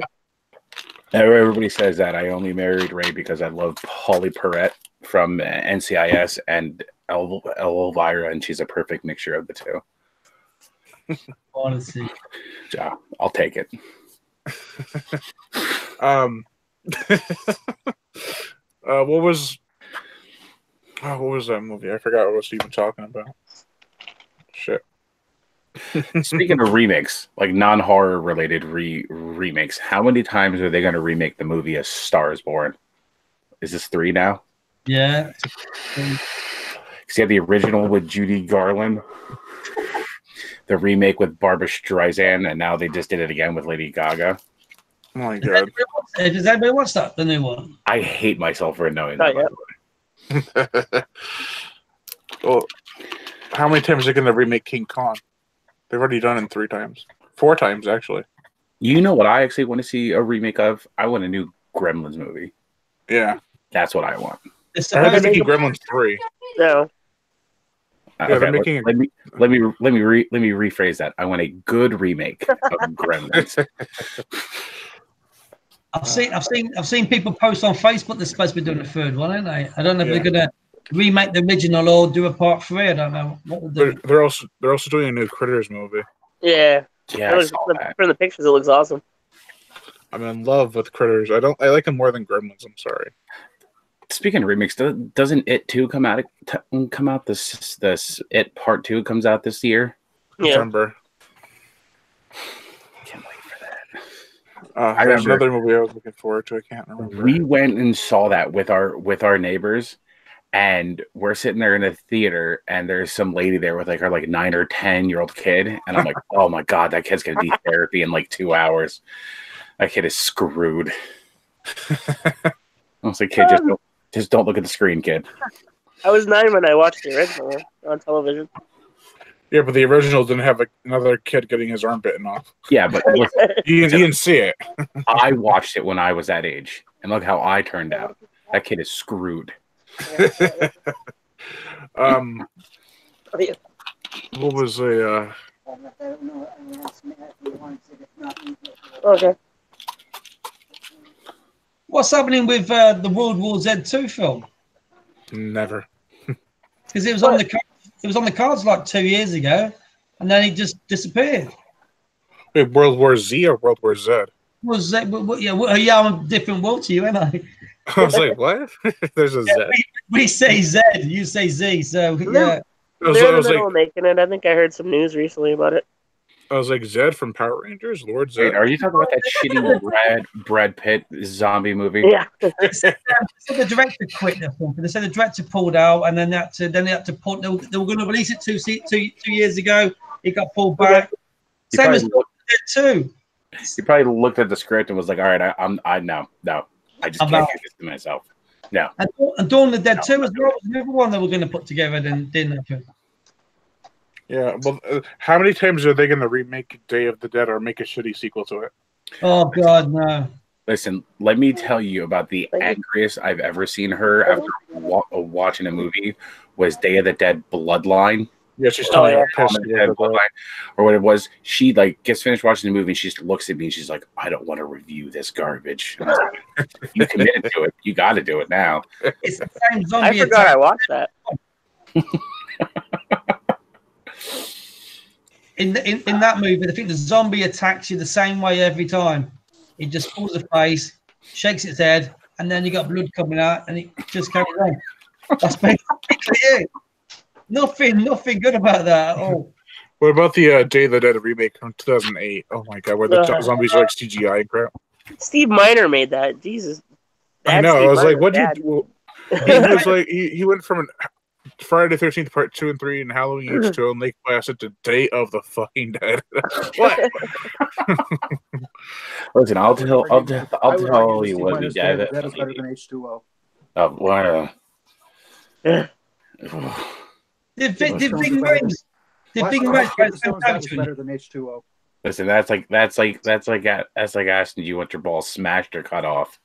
Yeah, Bing Rames was in both the remakes. Yeah, but was he the same character in, or different character in both of them? Different names. Yeah. Wasn't Ving Rhames in the Dawn of the Dead remake, and then he was in the Day of the Dead remake? Yeah, yeah. I actually met Ving Rhames once. Nice. That dude is frightening to meet. He like almost broke my hand when he shook it. He's like, "Hey, I'm Ving," and I'm like, "Hi, I'm fucking scared." Oh my god. There was I've always wanted to meet Tony Todd, but he's a really tall dude. Yo, I don't think I would meet him. I would just run the other way. I walked past him. I waved to Too him. many Final Destination movies to even go near that.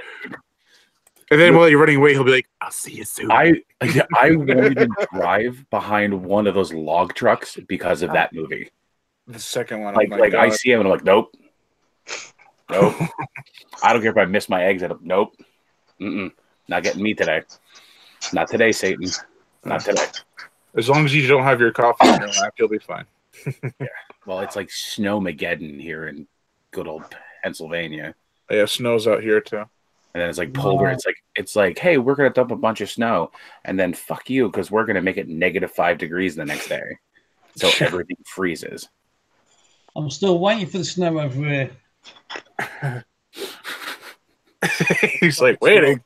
No snow where I live in the UK. Nothing happens. Oh, it rains.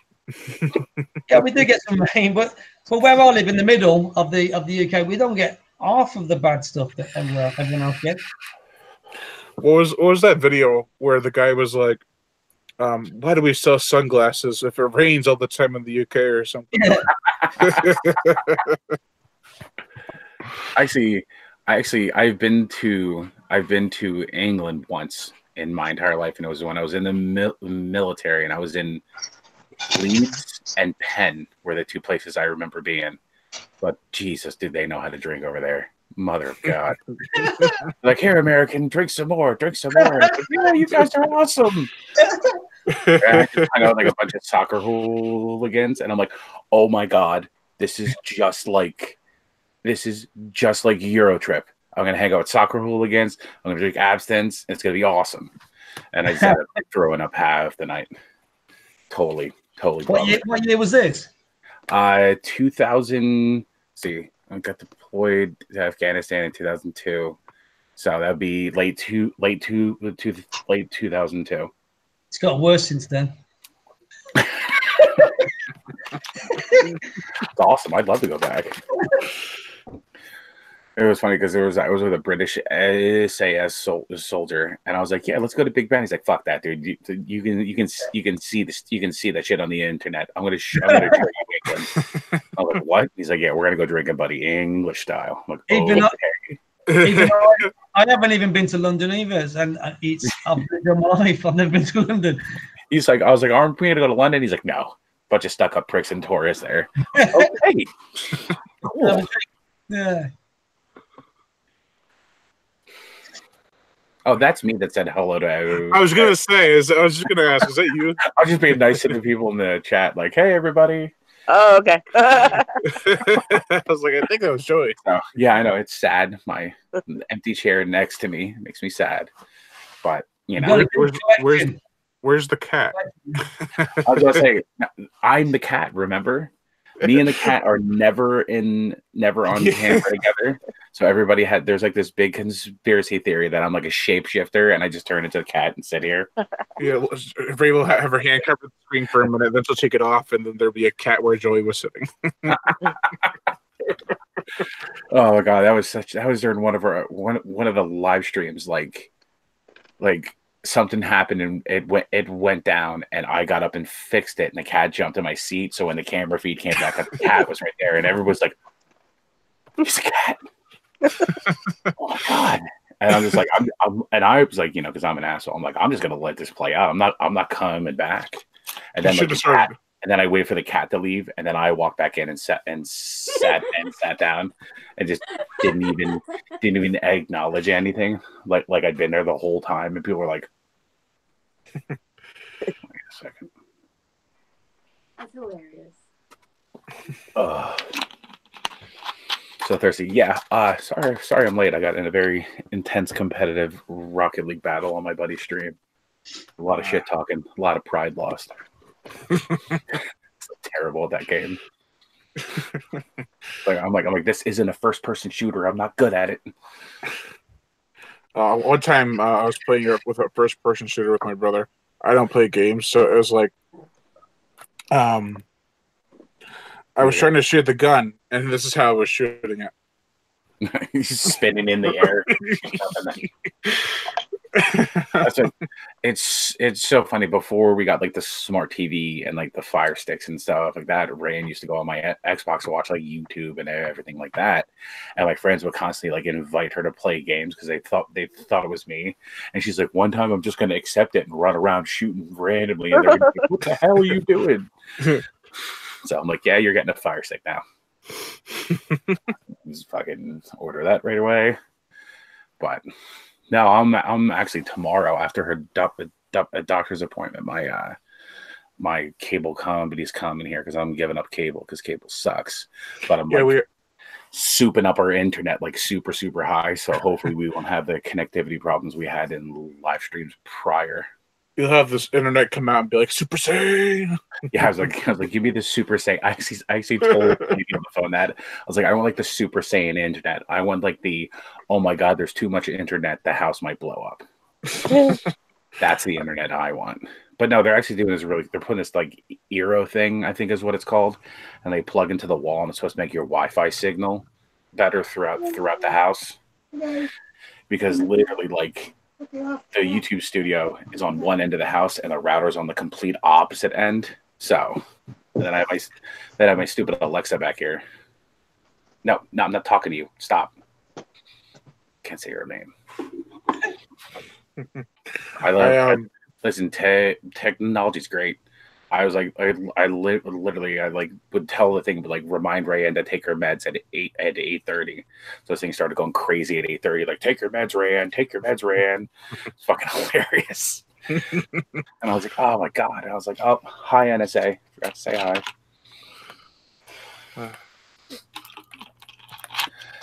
That's actually what I would want to see in a horror movie, like a good the government spying on you is like the main plot of the horror movie, and then like Alexa starts killing you. Like, I'm not talking to you, damn thing. All the technology, like the Google Home and the you know what's and like Siri in your phone, start like fucking like microwaving your brain and shit. And only like the primitive guy in the cabin in the middle of the woods with all the guns. He's the only guy who survives. You just be like, Alexa, turn up the heat in here, as you wish. Dude, I just looked at one of those the other day. It's like the Alexas. No. It's we have the Alexas, and it like you can buy like a special thermostat that hooks up to it. You can change the heat in your house with it. And I'm like, what a time to be alive! What a time to be a lazy man. Like if I can do it from my couch or my phone, I'm happy. I can grocery shop from my phone now and just drive to the store and just not talk to anybody. Be like, here. I remember when I was younger, we were visiting my great grandmother's house, and I saw this thermostat, and it was probably like 70 degrees in the house. So I was like, I was a little kid, so I turned it up to 100. That's awesome. I was like, how much? They won't go any further. Oh, okay. So this is Brian's telling us about the time he tried to kill his great grandmother. Monster. No, then so I left. I was like, oh darn, it's not going any higher. Then all of a sudden I hear, it's so hot in here. I'm like, I don't know. It's kind of nice. Mom's like, Brian.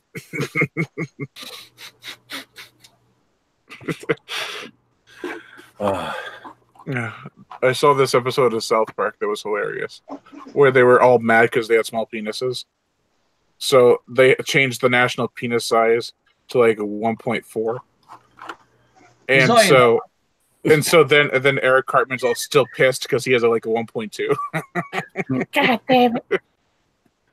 Don't worry, I'm not gonna come on your channel and do shitty impressions and sing you crappy songs. What's, So maybe. what's the temperature you guys get in the winter where you live? What kind of winter? What? What temperature? What degrees you get? Negatives are low.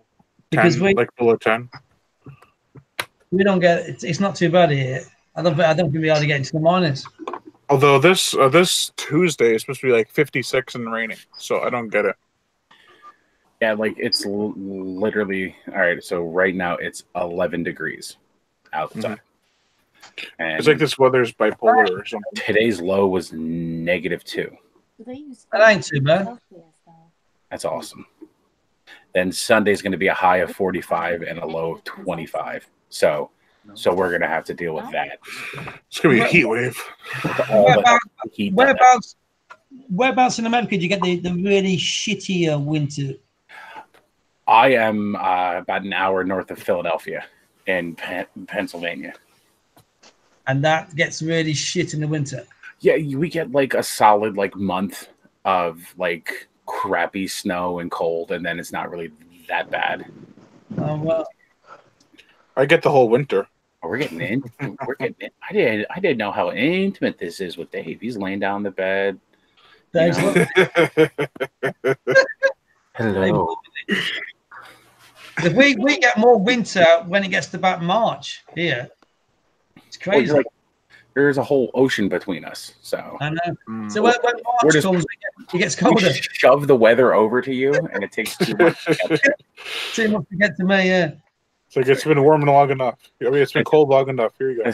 All I'm saying is Trump's building a wall on the wrong border. I want to build a big ass wall between the United States and Canada, so this Canadian weather stops coming down on us. Oh yeah. Oh my God! Plus what was that movie with John Candy where he was like the border patrolman and thought Canada was like invading? There's something bacon. Canadian bacon. That's yeah.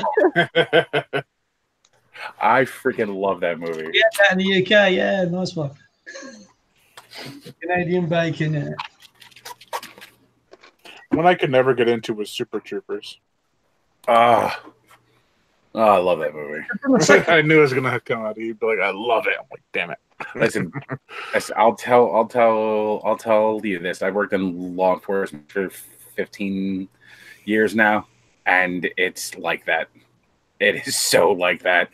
We get like people they play pranks on each other. We screw with the new guys. It's exactly like that. I tell people that all the time. I was like, it's like that. I was like, they screw with you. They booby trap doors. You walk through the door like a bucket of water hits you. Then they hit you with a big thing of talcum powder. They're like, you just got antiqued, and they run away, and you're like, shit. Then what about Dazed and Confused? Oh my God! Oh, with the paint. Oh my God! You know, I watched that movie when I was in middle school, and I genuinely feared that was going to happen. Like my last day of 8th grade, we're all like looking out the window and stuff because we just discovered that movie. We're like, oh shit, some seniors are going to paddle the shit out of us. That reminds me of a sleepaway camp when they what was it? They had the blindfold on him. Mm-hmm. And they're like, no, you're going to have to sit right up and you'll be able to float or whatever when we tell you. And so they have him sit right up into someone's ass. I will tell you, a lot of people don't know this, but there's another movie that actually paid homage to that, and it's called Heavyweights. They did the same thing in Heavyweights, and it's because the producer was friends with the person who wrote Sleepaway Camp or some crazy thing like that. So he wrote that part into this like Disney like good story, like, hey, even if you're a bigger kid, you can accomplish anything, like real like nice story. And they wrote that part in there, and like everybody who knew horror was like, TV. I literally I didn't watch Sleepaway Camp till a couple of months ago. I never saw. We watched Sleepaway Camp 1 and 2, and we reviewed them because certain people, talking to you, Chase and Zach, hounded me until I watched those movies. And I'd say, like, I really loved them. The first one, the ending of the first one, since I didn't know anything about the movie, the ending, I was like, and like, so Rand, like, it was the funniest thing. She didn't watch the ending of the movie. She turned and looked at me to see my reaction. And she was like, she turned and looked at me, and I was like, and I could see her out of the corner of my eye. I'm like, why is she staring at me? And then like the freaking scene happened, and I was like, what the? Oh man. But, yeah. Listen, this being on this channel with her for the last like 10 months, almost. I think we're like, I think we started in like early mid March. I have watched more horror movies that I never planned on watching, and then I made her watch my favorite horror movie, which she hated it with a burning passion. Cry Wolf. Cry underscore. Oh yeah, I love that movie, and it has everything to do with my love for Bon Jovi. Yeah, Bon Jovi. Have you seen? I love that movie, and I made her watch it, and she was just like, I was like, you want me to come on the channel? This is what we're watching. Have you seen Vampires Los Muertos with Bon Jovi? Yeah. I have not. It's a sequel to John Carpenter's Vampires. It stars Bon Jovi. Isn't Eddie from Family Matters in that too? Who played Major Payne? Yeah. No, that was Damon Wayans that played Major Payne. Yeah, Damon Wayans, that's right. Major Payne, that was a good film. Major Payne. Major Payne. When I was leaving for the Army, we had this big like party for me leaving for boot camp, and we watched Army movies, and we watched Stripes, Major Payne, and In the Army Now, the one with Pauly Shore. Pauly Shore, yeah. That's what we watched, and I was just like, and I went to boot camp, like, this is going to be awesome. Dazzle. I'm like, yeah, this is going to be awesome. And I got there day one, and I walked in there with like a red, green, and blue mohawk, like all like punk rocked out. Like, listen, if you're gonna have to shave my head, I'm gonna make you shave my peacock hair. And they fucked with me the first month endlessly about that hair, and I'm just like, that was such a bad idea. Why did I do that? That was a dumb idea. What was the one with him out Christine in? What was that one? That comedy, kind of army camp comedy that he did. The lad from Christine. I thought it's quite funny. I just can't remember what it's called. Him and his mate went to some kind of army training camp thing, and he was like a pranking everything all the time, always getting in trouble. And then he had to change his ways in it. And I can't remember what it's about, but it was quite funny. What's the guy's name from Christine? The main lad. Oh, I don't remember. Do you know? Some of his. I'm sure this was a movie. I'm sure this was like an English documentary or something. I probably made that one up. Yeah, no, and that was I had it on VHS years ago. I just can't remember what it's called. Summer Camp Nightmare. It's kind of like a police academy thing, but like with the army training camp. Him and his buddy went there, and he was always pranking everybody, getting in trouble all the time. I tell you, might have been in it. George Clooney. George Clooney was one of the characters in it, yeah, and he was picking on the other guy from Christine. I can't remember his name of it. Yeah. George Clooney army movie. George Clooney was in. It's kind of a comedy army before George Clooney was famous. Probably after the Tomatoes film that he made, obviously. I can think it was from Dusk Till Dawn with George Clooney. He was in Killer Tomatoes, wasn't he, George Clooney, I think, when he first came out. Listen. I have the like George Clooney from Dusk Till Dawn starter kit tattoo. It comes all the way up here. Oh wow! Oh. All right, now I don't know. he was doing it, but now I need to know this movie. What about I need to know, I've lost it. But it was funny. George Clooney was in it. George Clooney was picking on him at this army camp thing. Oh. The Chocolate War? No, there's no chocolates in it. Is it the Monuments Men? No. With John Candy in it? No, I think you're talking probably around about maybe late 80s. I think it might come Oh, out. yeah. I was looking at the wrong thing. Is it the one where they're looking for the gold? No. It's just basically like a police academy training, but it's kind of but basically goes to like an army training. Oh, Combat High? What was it called? Combat High. Yeah, that might be it. Might be Is it the Men Who Stare at Goats? No. Oh, no, Yeah, it's good. Combat High has George Clooney in it. Might be Combat The High. Men Who Stare at Goats is a 2009 British-American satirical war film starring George Clooney, Ewan McGregor, Jeff Bridges, and Kevin Spacey. No, I did not like that. You're looking around about like late 80s, I think. Yeah. Late 80s. I put it in the chat. Is it That must, Combat High? that must have been after his Grizzly 2 days. Is it the guy from Christine in it? Yeah, George Clooney, the guy from Christine. Dana Hill from European Vacation. It might probably the same movie, but might be a different title. But I think it's the same film. Yeah, it's actually Mark quite Price from Trick or Treat. Skippy from the Family Ties. Jamie Farr from MASH. I only did it so they could talk on the phone. Yeah, Combat High came out I was going to open it after. in 86, and it said it's a police academy style comedy set in Yeah. school. Yeah, Combat that, You can leave it open now. It's fine because they're off the phone. that was quite a funny film. I quite like that. George Clooney as Major Biff Woods. That sounds like a porn name. Biff Woods. It sounds like a porno. My Yeah, that God. sounds like a porn star name. Which do you prefer, the first half or the second half of Full Metal Jacket? The first half. I wasn't a big fan of it. Rest in peace, Gunner Sergeant. Or Lee Ermey. My God, I mean, they're like two different movies. They Yeah. are. Like they're like the first half is like hilarious comedy, then like the second half is just really good, like the toll war takes on people and everything like that. Like it's such a like the two of them are that movie's so good for two completely different reasons. Like the first half is just amazing. Up until the bathroom scene, yeah. The bathroom scene. Yeah, when what's his name, Vincent D'Onofrio. When oh my God. Oh, that was. I remember the first time I watched it. I thought the movie was over. Yeah. When he did that, it's like, all right, that's the movie. It's a fucked way to end it.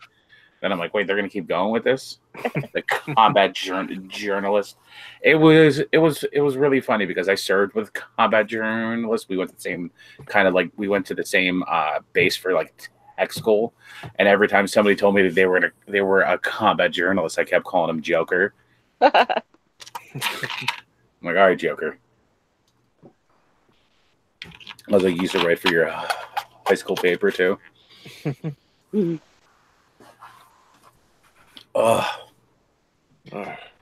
So, did you see Glass yet? No. The trailer, you mean? Oh, Glass. Glass, the movie? I've not seen the last one with McAvoy and the one before that one. Not seen that one either. Yeah, I still haven't seen Split either. No, Split's amazing. Split's really good. Glass is like, Glass is like, it's really good to like the last like 30 minutes of it.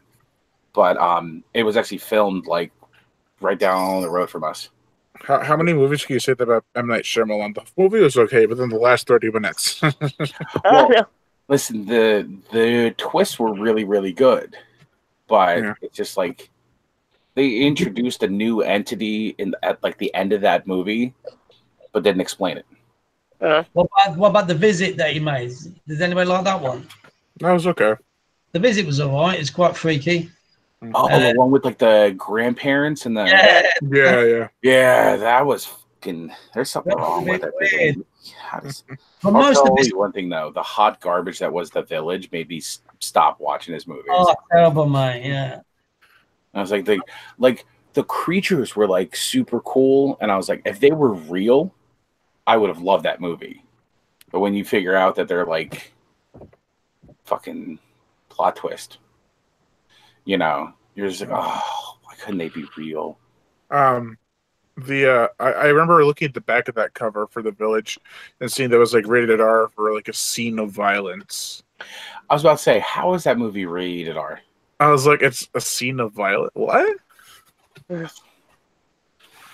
I don't know how they rate movies. That's like that's like when they rated the Godzilla versus Biollante PG for traditional Godzilla violence. Traditional Godzilla violence, as opposed to new age Godzilla violence.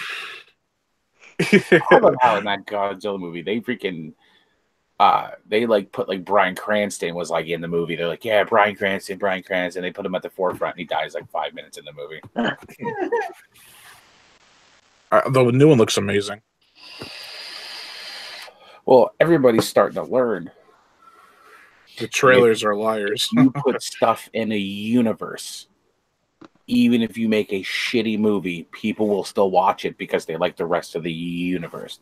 Marvel's learning that. They're like, yeah, we're going to roll out Iron Man 3 here. There you go. There's that hot garbage. But you'll watch it because it's Marvel and it's in the universe.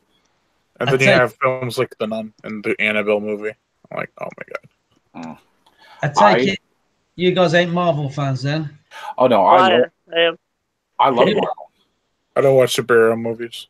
Everybody hates me here because I don't rate the Marvel and the DC films. Even my son thinks I'm crazy. I have the unpopular opinion. I really loved Suicide Squad. I thought that movie was great. I loved it. Has he watched Aquaman? Has anyone watched Aquaman? I haven't seen it yet, but it was described to me as wet Thor. And I thought that was the most hilarious thing I've ever heard. I couldn't believe that Kenneth Branagh directed Thor. I didn't even know that until I watched it again. I'm surprised James Wan got to direct the Aquaman. I mean, he did Aquaman, yeah. I mean, he usually directs films that are like under $50 million. This was like a $200 million budget film. I don't know how, because I thought it was a pile of pants. He did a Fast and the Furious movie too. He did Fast and Furious. Oh, that's true. Yeah, I forgot about that. Fast and Furious 7, that was good. That was a good film. Yeah, they just I don't know if any of you are wrestling fans, but there's a new Fast and Furious movie coming out, and the wrestler Roman Reigns is going to play The Rock's brother. Oh, wow. Which is funny because they're actually cousins. So, speaking of wrestling, his name was. Sorry, go ahead. I didn't mean to cut you off. No, that's it. I was like, it's funny because they're actually cousins and they do kind of look alike. Is this the Fast and Furious, or is this the Rock and Jason Statham one? I think it's the spinoff. Yeah, I think it's the Rock and Jason Statham spinoff. Did you guys see Creed 2? I have not seen Creed 2 yet, but I haven't even seen Creed 1. I really liked Creed. Creed 1's good.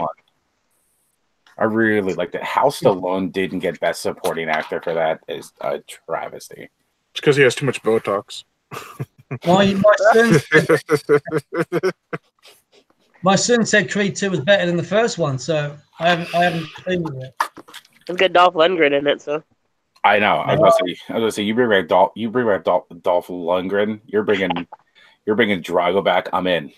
I'm gonna watch it. You know. They look at those box office numbers and they're like, "I must break you." No, they were really good. Expendables 1 through 700 together. They only did 3. I'm surprised they didn't continue. Yeah, that's because Stallone's making another Rambo movie. 3 was PG-13, so it kind of killed it. I swear, Stallone has like a thing on it at his wall. And he's just like throwing from all of his old movies. He's throwing darts. He's like, all right, let's make a sequel to. Rambo 5's coming up. Have you seen us in the Rambo, the new Rambo? There's another character that's playing Stallone in there. There's a younger character, younger actor playing Stallone in that. Nope, it's Stallone. I think Stallone's in it, but I think there's a younger guy playing a younger version of him as well in it, I think. I have no idea. I just figured he'd go around with like a walker and a crossbow mounted. Yeah, because this guy looks like Iranian or something. But he's supposed to be playing the younger version of Stone in it. I don't remember why, but when I watched Rambo 3, I liked it more than Rambo 2. I didn't like Rambo 3. Wait, you liked Rambo 3 better than Rambo 2? Yeah, I forgot why. Me and Obscure Media were doing a live stream and watching all of them.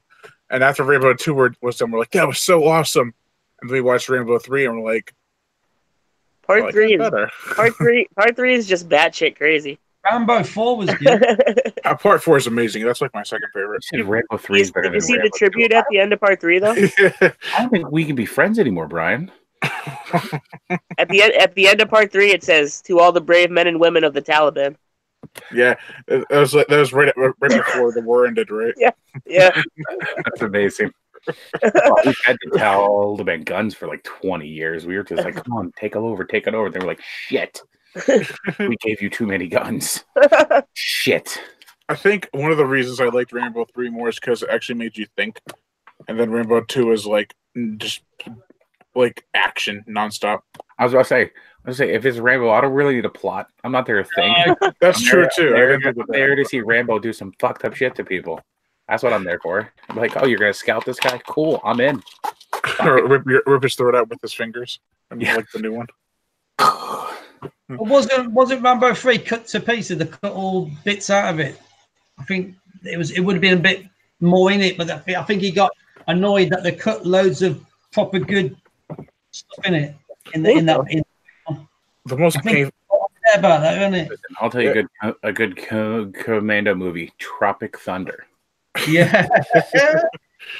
I'll show you a good commando movie. Actually, it's not over here. Never mind. No. It's called Commando. I was about to say, Brian, where are you? You're not in your normal spot. I have my computer over here, so I can film over here quicker. I'm gonna go back to my other spot some other time, but this is just my Blu-ray shelf. Yeah. Oh yes. Speaking of the reason you were here, congrats on 500,000 views, dude. Thanks. That's crazy. You just got to get another 500,000. YouTube might monetize you, maybe. Yeah, I when I was telling everyone if they want to do the live stream, I was like, okay, so when I celebrate for 500,000 subs, I had to go back to like 500,000. How many years, Brian? How many years have you been doing it for? About 6. Oh wow, okay, that's good. Half a million, it's good. Yeah, but you have such a great array of contact now. And your page, your YouTube channel, so socials. It has so many different people come onto it, and I know that's how Ray made her big break was. You guys did a watch together. You did Hatchet 2 or something. Lost Boys, that's right. Lost Boys because of the first one. Because I was like I had to work in the morning, so I like set everything up. Mm-hmm. And we didn't even have like the studio built or any, like we didn't have the studio all cleaned out and like set up and everything. We had a laptop set on like our like the Tupperware containers that our pet's food is in with like my loot crate box and set like the thing on top of that and just pointed the laptop at her. We didn't even have a webcam yet. Oh my God. I went back and looked at her first live stream, like her first official video. I'm like, oh my God, look how far we've come. Now I got custom intros and outros and all types of stuff. I remember, wasn't that live stream on my channel or was it on you guys' channel? I think it was my channel. All right, here it is. Proof that me and the cat aren't the same person. Here it is, everybody. Broken the conspiracy. Now you're going over to your chair. Well, that's not a cat. That's Ray. And identical cat when the other one's not here. Yeah, and she'd be here, but she's got a wicked eye patch and she can't wear any makeup. So she's like, screw that. She's like, I'm not going anywhere near a camera until I can wear makeup again.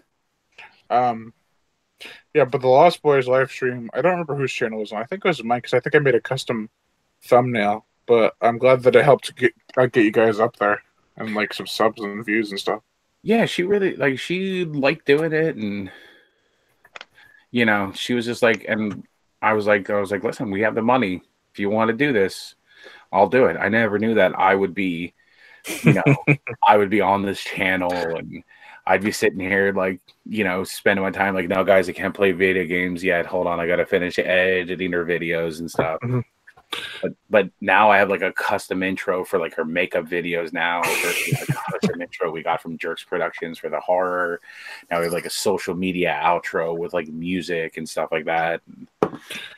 I don't remember where I met Ray. I think it was I don't remember whose live stream it was. I don't remember at all actually. But I think that one of the things that made me want to continue to like, reach out to her is that she's like one of the most chill people I know. So she is pretty awesome. I was like, holy crap. She like it's like you could say anything to her and she'd be like, oh cool. Like I told her I was like, listen, I was like, anybody can review the movies that just came out in the last like week, month, year. I was like, would you watch the most obscure shit? Like, like, oh my god! And when she got Shudder for Amazon Prime Video, she's like, oh my god, look at all these movies from the '80s. And I'm like, oh Christ. Yeah, that's one of the downfalls of my and your channel is that we review obscure stuff, and not everyone's gonna wanna. Well, not everyone is gonna find it, like because they're looking for the newer stuff. But and still, I told her that all the time. I said, listen, I watch newer stuff, and I drag you out to watch newer stuff too. I said so. We'll sprinkle some newer stuff in there, and that's how we started like the midweek movie with the groom stuff. Mm-hmm. And that started out as like it's either we watch newer movies or somebody goes, you have to get the groom to watch this movie. As like Poultrygeist, Night of the Chicken Dead, Trauma. Yep. I was like, listen, I'd love Toxic Avenger. Give me gratuitous violence, gratuitous nudity. I'm in. But Poultrygeist was it was just too much. And like my favorite part of it is like the one guy's like all like deformed, and the guy he looks at the other guy and he's like, I want to be a princess, and I freaking spit out my freaking water. I was laughing so hard. I was like, Trauma is just it's its own thing. It's its own entity. Yeah. And Trauma puts a lot of their stuff on YouTube for free to watch. Yeah, I know. I think it's because they can't afford to distribute them on like big companies with DVD and stuff, so they have them on YouTube.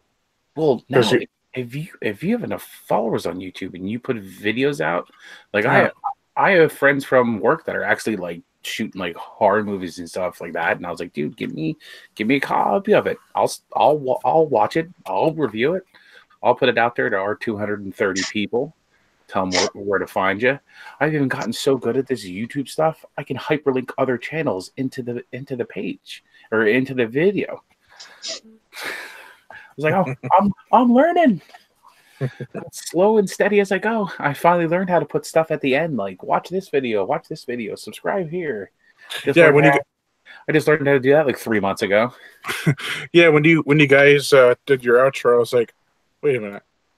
I don't have an outro. It says what I say. And so I made an outro real quick in like a minute. I was like, oh, okay, that's good enough. Yeah, that's what I did. Like the new intro for her beauty channel, just a picture of her like putting lipstick on. I made like pink letters and stuff like that, and it's just literally a picture that stays on the screen for like 14 seconds while this like stock music plays. There was I star wipe everything. There was a song, but I think it was by Hyberia called "Welcome to the Horror Show" that I started using for my videos since the very beginning. And by the time I reached like 700 reviews, I was like, I got to change this up. So I found a new song called "Horror Show" by I forgot what the band was called, but it's like a thrash metal band. And then I was like, I miss my old song. So then I found out you guys did an outro, and I'm like, I should probably do an outro too. So then I was like, what song should I use? Iberia, you came back.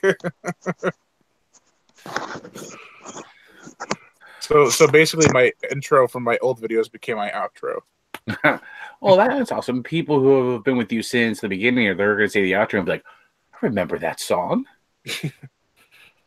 I don't think I've had the noose on in there long enough for people to be like, "Oh, what's the difference?" I've only had it from like 30, 40 reviews out of 700. Like the really cool thing that's happened to us is my buddy at the Farsighted Network. Actually, we have our own iTunes channel now, which is crazy to think about because we send him the videos, he rips the audio out of it and loads it up into podcast form, and it's insane to think about. We haven't even been doing this a year, and we've got so much content on iTunes. They gave us our own channel, so it's freaking nuts, because we were just like, you went to Farsighted and looked under them and just looked for her reviews. Now we have our own channel on iTunes. We have so much content out there, so it's awesome. Forever grateful for them. He gets us like press releases and stuff, like what the hell was that movie called? Crap. I can't remember the name of the movie. It's not Annihilation. It's where the guys are in the loop. The hell's it called? Oh my god, I can't even remember the name of this. Edge of Tomorrow? Huh? Is it Edge of Tomorrow? No, the guys are. It's like a cult, and they think that they're in like a loop. Oh my god, why can I not remember the name of it? Sounds kind of familiar. Is it newer or is it older? It's newer, but it's like small. It's like a small budget film. The Ritual? Huh? Wait, what's the story? The Ritual? No, it's like a small budget film. These two guys were in a cult. They leave the cult, and then they get like The Endless. The Endless. She just walked out. She walked back here and was like, The Endless. So, are you watching in the other room? I'm watching it in bed. Oh, okay. Yeah, she's laying in bed while watching us. Everybody say hi to Rayanne. Hola. Hi. She says hello. Hi. Yeah, the Endless. I went and looked through there. Can you believe we've actually put up over 100 uploads now? 100? Yeah, we broke 100. Holy crap! And you guys have only been doing this for like 10 months. Yeah. That's awesome. And it's like, we've been doing her makeup box, her monthly makeup box reviews, my Loot Crate reviews, plus all the weird movies she watches. And like the god awful Christmas movie I watched called Red Christmas. Oh, don't tell me it's awful. I have that one.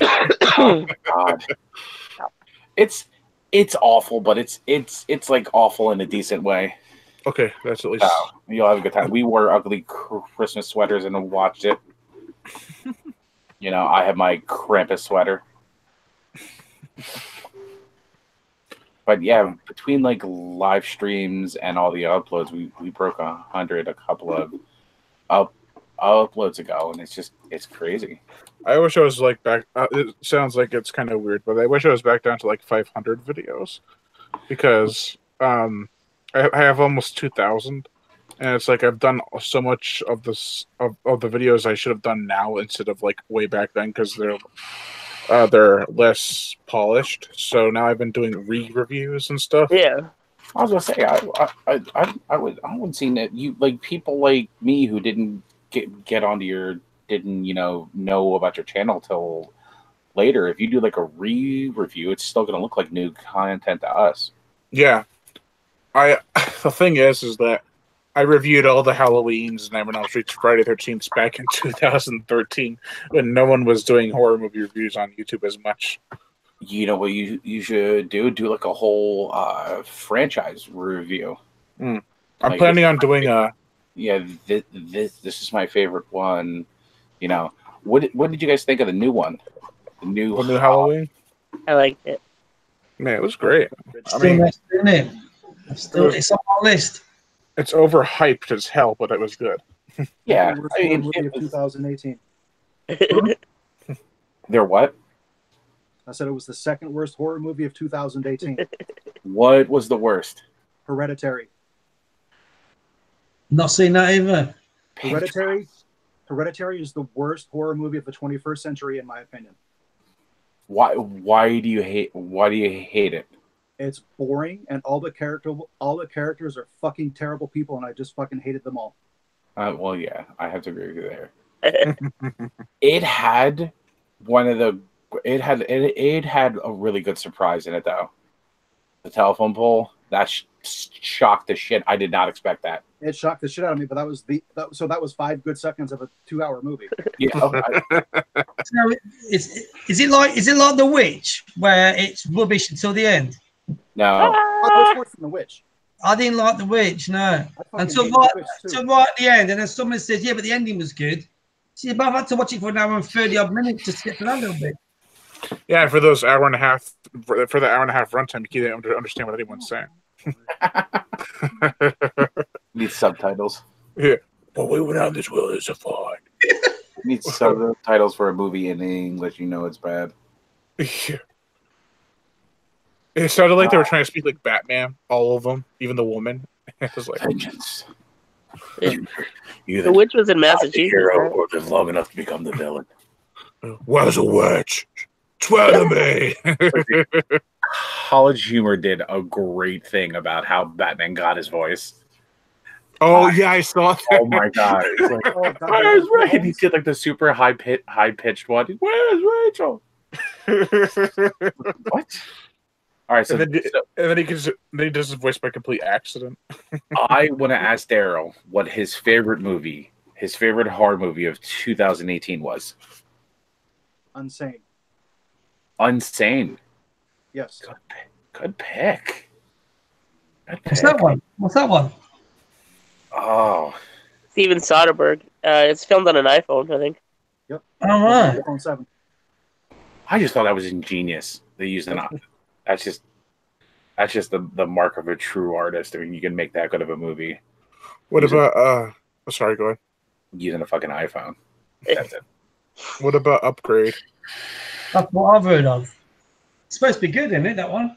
I really enjoyed it, but there were a few flaws that I watched a video and I was like, oh, okay, I see. But I really enjoyed it overall. Besides the flaws that it have, I love the ending. Yeah, I like that it didn't go in like the expected, like where you would expect it would go. Yeah.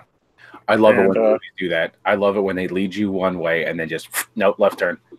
Yeah.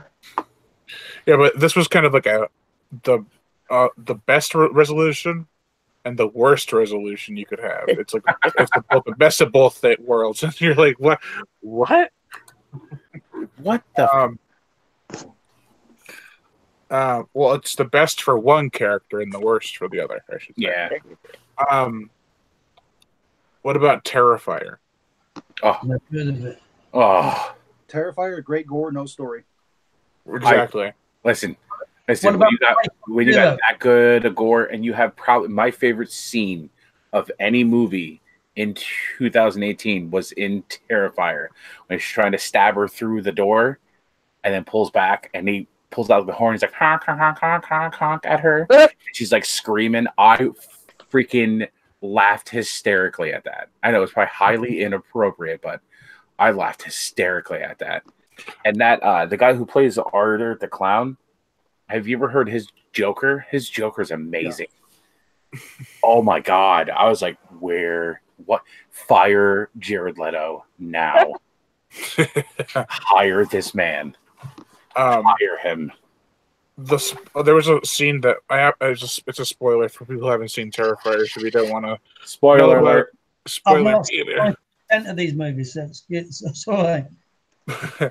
But like the whole movie, he's using bladed weapons, and then you think this one girl is going to be the main character, so she gets the upper hand, and then he pulls out a fucking gun. Is like, I love about that.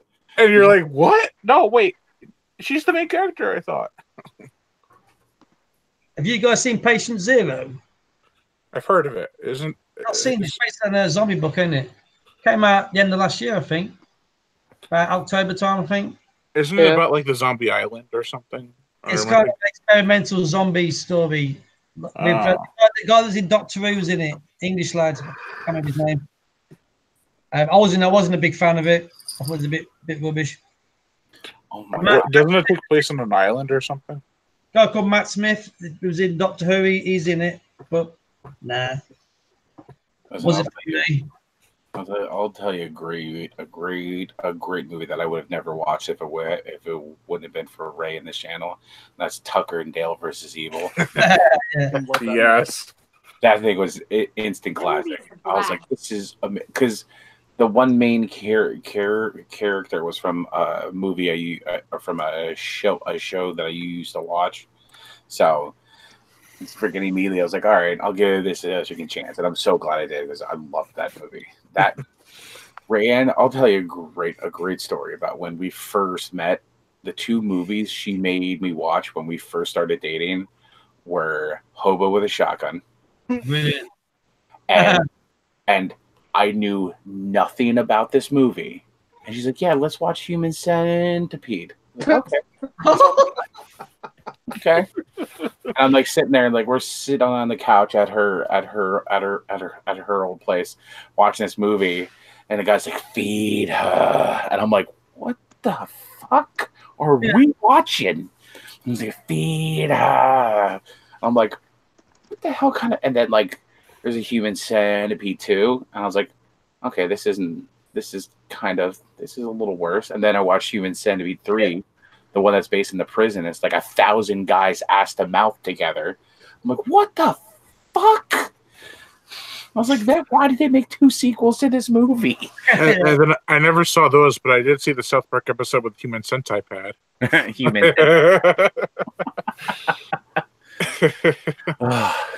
Oh my God! Speaking of cartoons, can you believe Family Guy's been on for 20 years? I can't. Okay. Family Guy, the first episode of Family Guy aired the same day that the movie She's All That came out with Freddie Prinze Jr. She's all that. Like that's how you can age Family Guy. It's as old as that movie, which is, listen, the spoof movie, the Not Another Teen movie. I like that. I freaking love that movie. I love that movie. That is my favorite spoof movie. In the UK, everybody thinks it's crap, and I thought it was funny. I thought it was well funny. There was one reviewer I saw. He watched. I don't remember his name. God damn it! I think he died recently though. I can't remember his name though. But he reviewed. Well, he does like watches, so he watches the whole movie, then he talks about him on camera. He hated Tucker and Dale versus Evil so much. What? And yeah, and I was like, he's like, it's not funny, it makes no sense. Like, what are you watching? And then so I watched another one of his videos to see what his preferences were. I watched his video on Vampires Suck, and he said that made him laugh more. No. And people are like, this guy's so funny and so correct on everything. Like, no, he's not. Sorry. Vampires Suck was rubbish. Oh yeah. Oh my God. He does his reaction while he watches it. So he's like, he has the part where he's like, the vampire was juggling a whole bunch of stuff trying to impress Bella, and then he drops a baby, and then the bowling ball hits the baby, and he laughed, and I'm like, what? But he didn't laugh at Tucker. He also hated The Cabin in the Woods, and I'm like, come on. Oh, Cabin in the Woods is a great movie. I don't care what anybody says. Huh. Listen, the scene with Chris Helmsworth when he tries to jump the ravine, you're just like, go Thor, go, and it's just like, you're like, oh my God, he's gonna make it, bam. Nope. The only thing I wish happened is that they didn't spoil the grid earlier in the movie when the eagle flies into it. Mm-hmm. That would have been so much better if you like, what the fuck is going on? Yeah, but they did that scene after so much other shit happened. It kind of made you forget about the grid being there until that moment. So they threw so much other shit at you that, I just love the guy who's like, it was almost the merman. Man. And then he gets killed by it in the end, and he's like, oh, come on. But one of my favorite scenes from that is when the unicorn comes down the hall and fucking impales the guy with the horn. I was like, finally, somebody did that in a movie. You're gonna put a unicorn in a movie. I wanted to fucking impale somebody with the horn. Been waiting for that for years. My favorite part has always been when they're in the hallway and they hit the what's it called? The purge button. Uh-huh. All the guards like, oh shit. All the monsters come out. But I saw that in theaters and I was like, okay, this movie just won me. My favorite movie of the year. I was like, yes. Yeah. No, I thought that was a solid movie. People say the trailer spoiled too much, but it didn't spoil the ending too much. Yeah. I was like, so they're in this place. What's gonna? Oh my god! Like, what's Sigourney Weaver doing there? She lost. Yeah. I was half expecting a xenomorph to come up and that she came on. Is that Ripley? Is that facehugger gonna jump on her? Oh, speaking of which, they make facehugger CPAP masks. I found one on the internet the other day and like immediately sent it to my buddy who has a CPAP. I'm like, you have to get this. You have to get this for our next camping trip. And then just come out and scare the shit out of all the kids wearing it. Awesome. I didn't even know that. I have sleep apnea. I should get one of those. Me too. I forget where I saw it. If I find it again, I'll put it on Facebook and tag you in it. All right. Speaking of the facehuggers, I went to a convention one time, and they had this huge facehugger. It was like that big, and it had the tail and everything. I was like, "Oh, that's so cool! It's probably a lot of money." I looked, it was like $100, and I'm like, "I wear the Ray headphones." Oh, no, I'm not. And I didn't pick it up, and I regret it because I think it would have been cool, but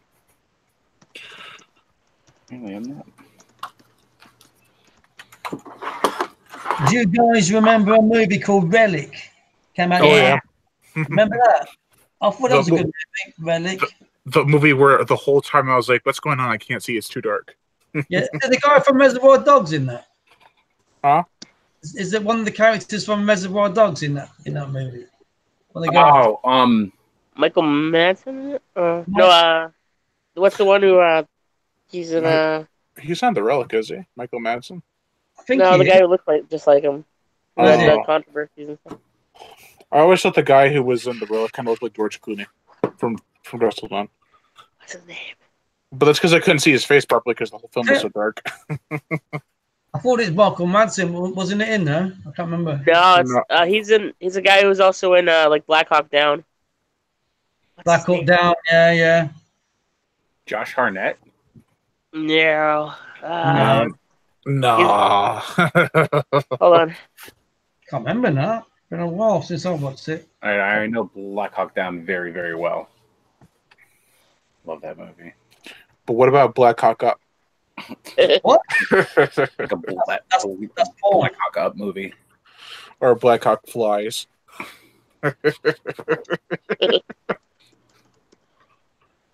Oh man. What's your guys' opinion on Microwave Massacre? Microwave Massacre? I still haven't seen it, but I do have it. I haven't seen that. What is Microwave Massacre? Oh, you guys got to review Microwave Massacre. It basically has like the guy who played Jack Frost. Not Jack Frost. Yeah, Jack Frosty. Frost. Frosty the Snowman as a killer. No idea. Here, let me grab it. It's right here. What? Massacre. Yeah, I wonder if that's on one of those 7,000 streaming things we have. Talking of microwaves, Microwave Massacre's on Prime. Talking of microwaves, guys, that movie that I watched in the 80s about the witch, there's a scene at the beginning where there's two lads breaking into this old house, and one of the guys' heads was in a microwave at the beginning, and then the door opened and his head blew up. Yay! Anybody remember that? What was that? Oh my god, it's on Amazon Prime Janet. and Voodoo, so we could watch it. That's one of my favorite films from years ago, about the crazy witch that came back. I want to see that one now. It's got a good soundtrack. The music's well cool in it. I can't remember I've got the film. I think it's called Season of the Witch. Oh, yeah. It's called something else. We begin with W, I think. Oh, I really want to see an exploding head. Superstition. It was called. I've got version. Oh, that's coming out in Blu-ray soon. From from Shiva. Yeah. Yeah. I wanted that for years. Yeah, the music's well cool in that. Yeah. Oh, guys, I wanted to tell you earlier when you were talking about your intros and outros that you can use my boyfriend's music if you want. Just give him credit on the screen. Okay. I put the link in the chat if you're interested. I had to ask his permission first, or I would have said earlier. All right, I'll add the page to my favorites on my desktop. If I can figure out how to do that. I haven't done that in so long. Oh, here we go. Microwave Massacre. Okay, this is 80s horror, so she's in. Yeah, you guys gotta watch that. It came out in '83. It was filmed in '79. She sent me a text and said, "You will love it." And I was, yeah. What about Doom Asylum? I still want to see that, but I'm not sure if it's any good. So the kills are good. Yeah. The spice.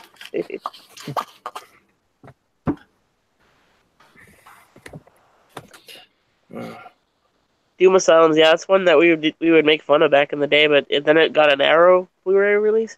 Yeah, that's why I was like, should I get it? The cover's awesome. You grow older, you're like, this is actually pretty good. Shit. I just got like 6 Blu-rays from Arrow when they had them on sale for like $10 a piece. Oh, that's awesome. Which ones did you get? I got Frankenhooker, Blood Feast, The Crazies. The Crazies. Oh, wow. Blood Rage. Nice. Ooh. What the fuck else did I get? Ugh. Let me look at my stack. Hold on. We're just gonna wait for another movie store to go out of business and then clean up. Bride of Reanimator. Oh, that's a good one. I have the box set one of that. And Bride of Reanimator. That is how I actually got my nickname. My nickname is Groom of Reanimator. Of Rayan. Oh, that's cute. And that's shortened down to, over the months, it's shortened down to, everybody refers to me as the Groom. Like, I pop in like chats on other like pages or they're doing live stream, like, hey, what's up, guys? Like, hey, the Groom's here. And I'm that one guy who goes, Joey.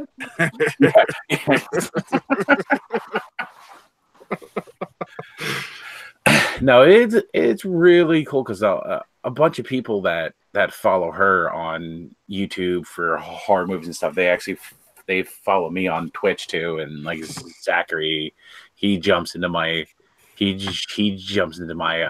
my streams a lot, says hi, makes fun of me.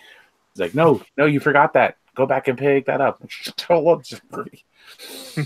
But no, it's awesome. I'm so glad we decided to do this. You know, got the live stream with the count. So that was amazing. He's freaking Count Jack Lemon watching him for like a year and a half. Him and the horror guru. Oh my god.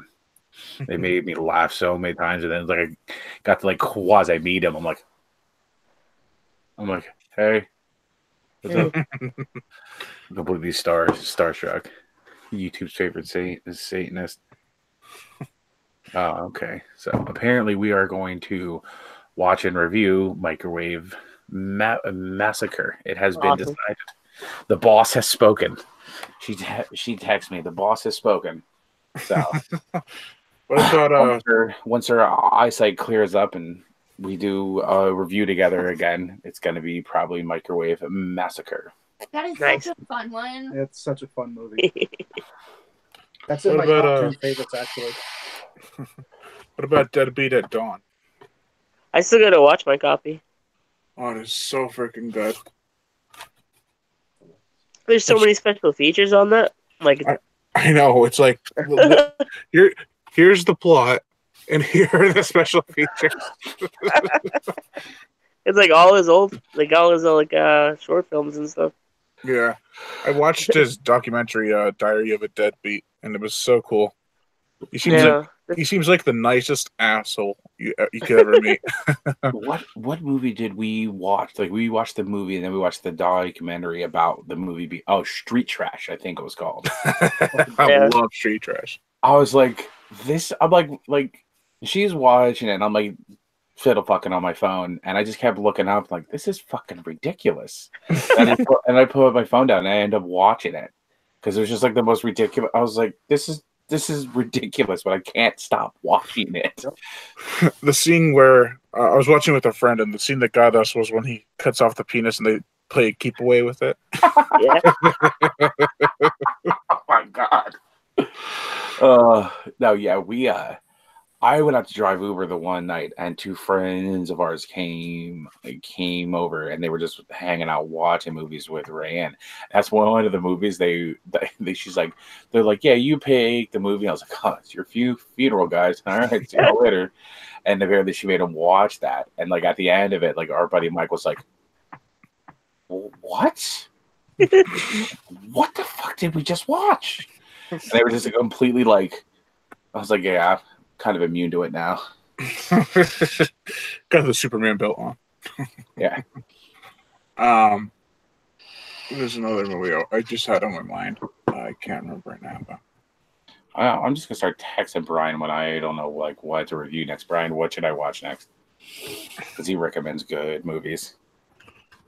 Oh, sure I do. I was gonna say it's probably with something Shark. Yeah, I was gonna say go watch Sharknado 1 through 6. Get back to me when you're done. All right, so no lie, I have never watched any of the Sharknado movies. I've seen parts of them, like they're funny and stuff like that, and everybody tells me so. I think one time you and I, Brian, are gonna do a watch with me, and we'll watch like whatever you think's the best Sharknado movie. I will watch it with you. But they're all the best Sharknado movies. 12 hours later, Sharknado 6, and I'm like, you're like, Brian, none of those were good.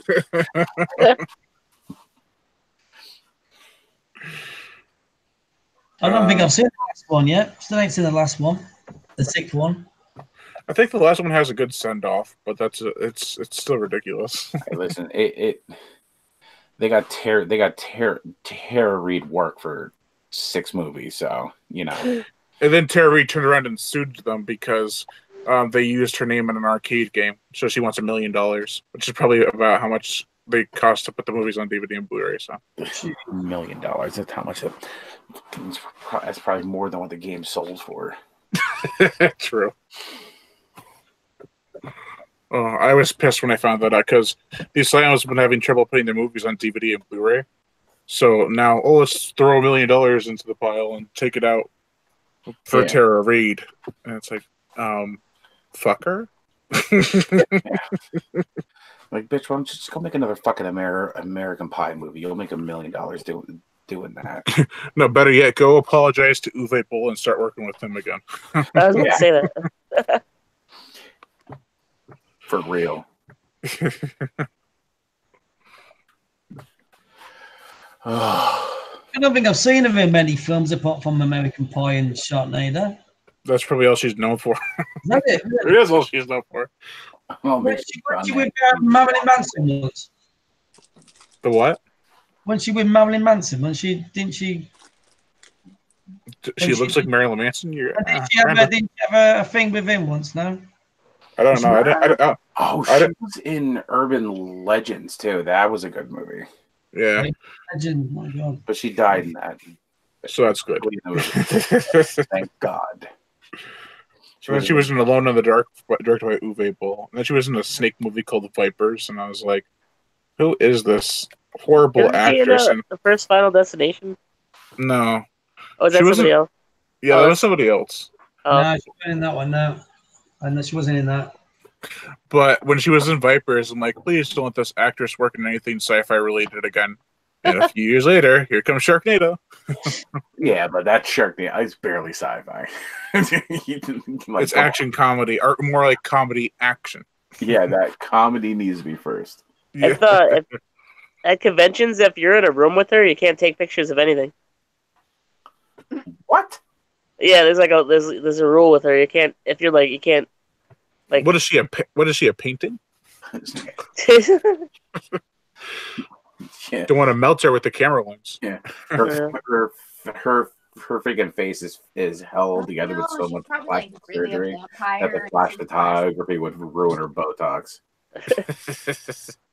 My history teacher made a good point when we were in high school. He said, when the world ends, everything will die except for cockroaches and Cher, because she's more plastic than human.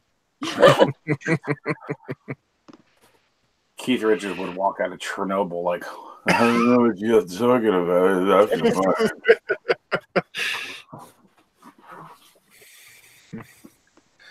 Oh, God. I'm trying to think of who from the first Final Destination movie. Was she in that?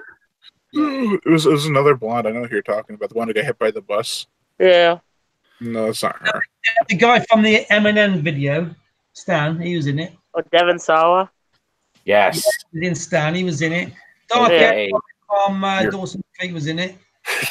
The only ones I remember from the Final Destination movies are Mary Elizabeth Winstead, because she's in a lot of horror movies, and Tony Todd. Tony Todd was in It's hard, yeah. Wow. He was in Casper. I always get Devon Salvo and I remember Devon and the Sawa kid from because he was in Casper. Sidekicks. I always get Oh, them. Jonathan Brandon. In it as well. She's in Resident Evil 3, 4. Mila Jovovich? No. No. The one who played the one. Oh, the Ali one, Larder. Yeah. Yeah. Because she was in 1, but she wasn't in 2, and then she was in 3. No. Ali Larder. No, are you talking about Clear? Oh, wait. Her character in the first one? Yeah, Ali Larder. She was in 1 and. Oh, she dies in the second. Her character dies in the second blows up one. in the second one. Yeah, she was in the first and the second one, and then dies in the second one. That's right. So they find her in like a mental hospital. I love the end of the first one though. I've not seen the last one yet. Everybody's in Paris. Everything's good. They're just talking. My favorite. Oh, I can't believe this. My favorite's the ending of part 5. You cannot beat Yeah, that. it's got the best twist. Is that the last one? Yeah. Yeah, that's the last one. I haven't Is seen that it the yet. roller coaster one? No, that's the one with the bridge. Don't spoil it if someone hasn't Don't seen it, spoil because it the now, ending. no. That's spoilers. That's one of the movies I bought from Blockbuster when it closed down in England. Destination 5. Blockbuster. I ain't seen it. Listen, kids these days will never know the struggle of running to the Blockbuster to hope you get the new movie first. You know, and then the disappointment of going to the aisle and being like, it's not there. Shit. All 20 of them are gone. Yeah, all 20 of them are gone. Shit, I did Jack Frost instead. Yeah. Yeah, you asked your parents if you could watch Jack Frost, and they got you that kids movie from the 90s. Yo, I remember watching Jack Frost thinking it was the kids movie from the 90s. Sorry. I guess And then you see, and then it's some like serial killer raping fucking snowman. I'm like, okay. I'm so into this now. Like, who is it? Sharon Elizabeth like, got raped with a snowman. it's like the worst kids movie ever. What's he taking his carrot off his oh.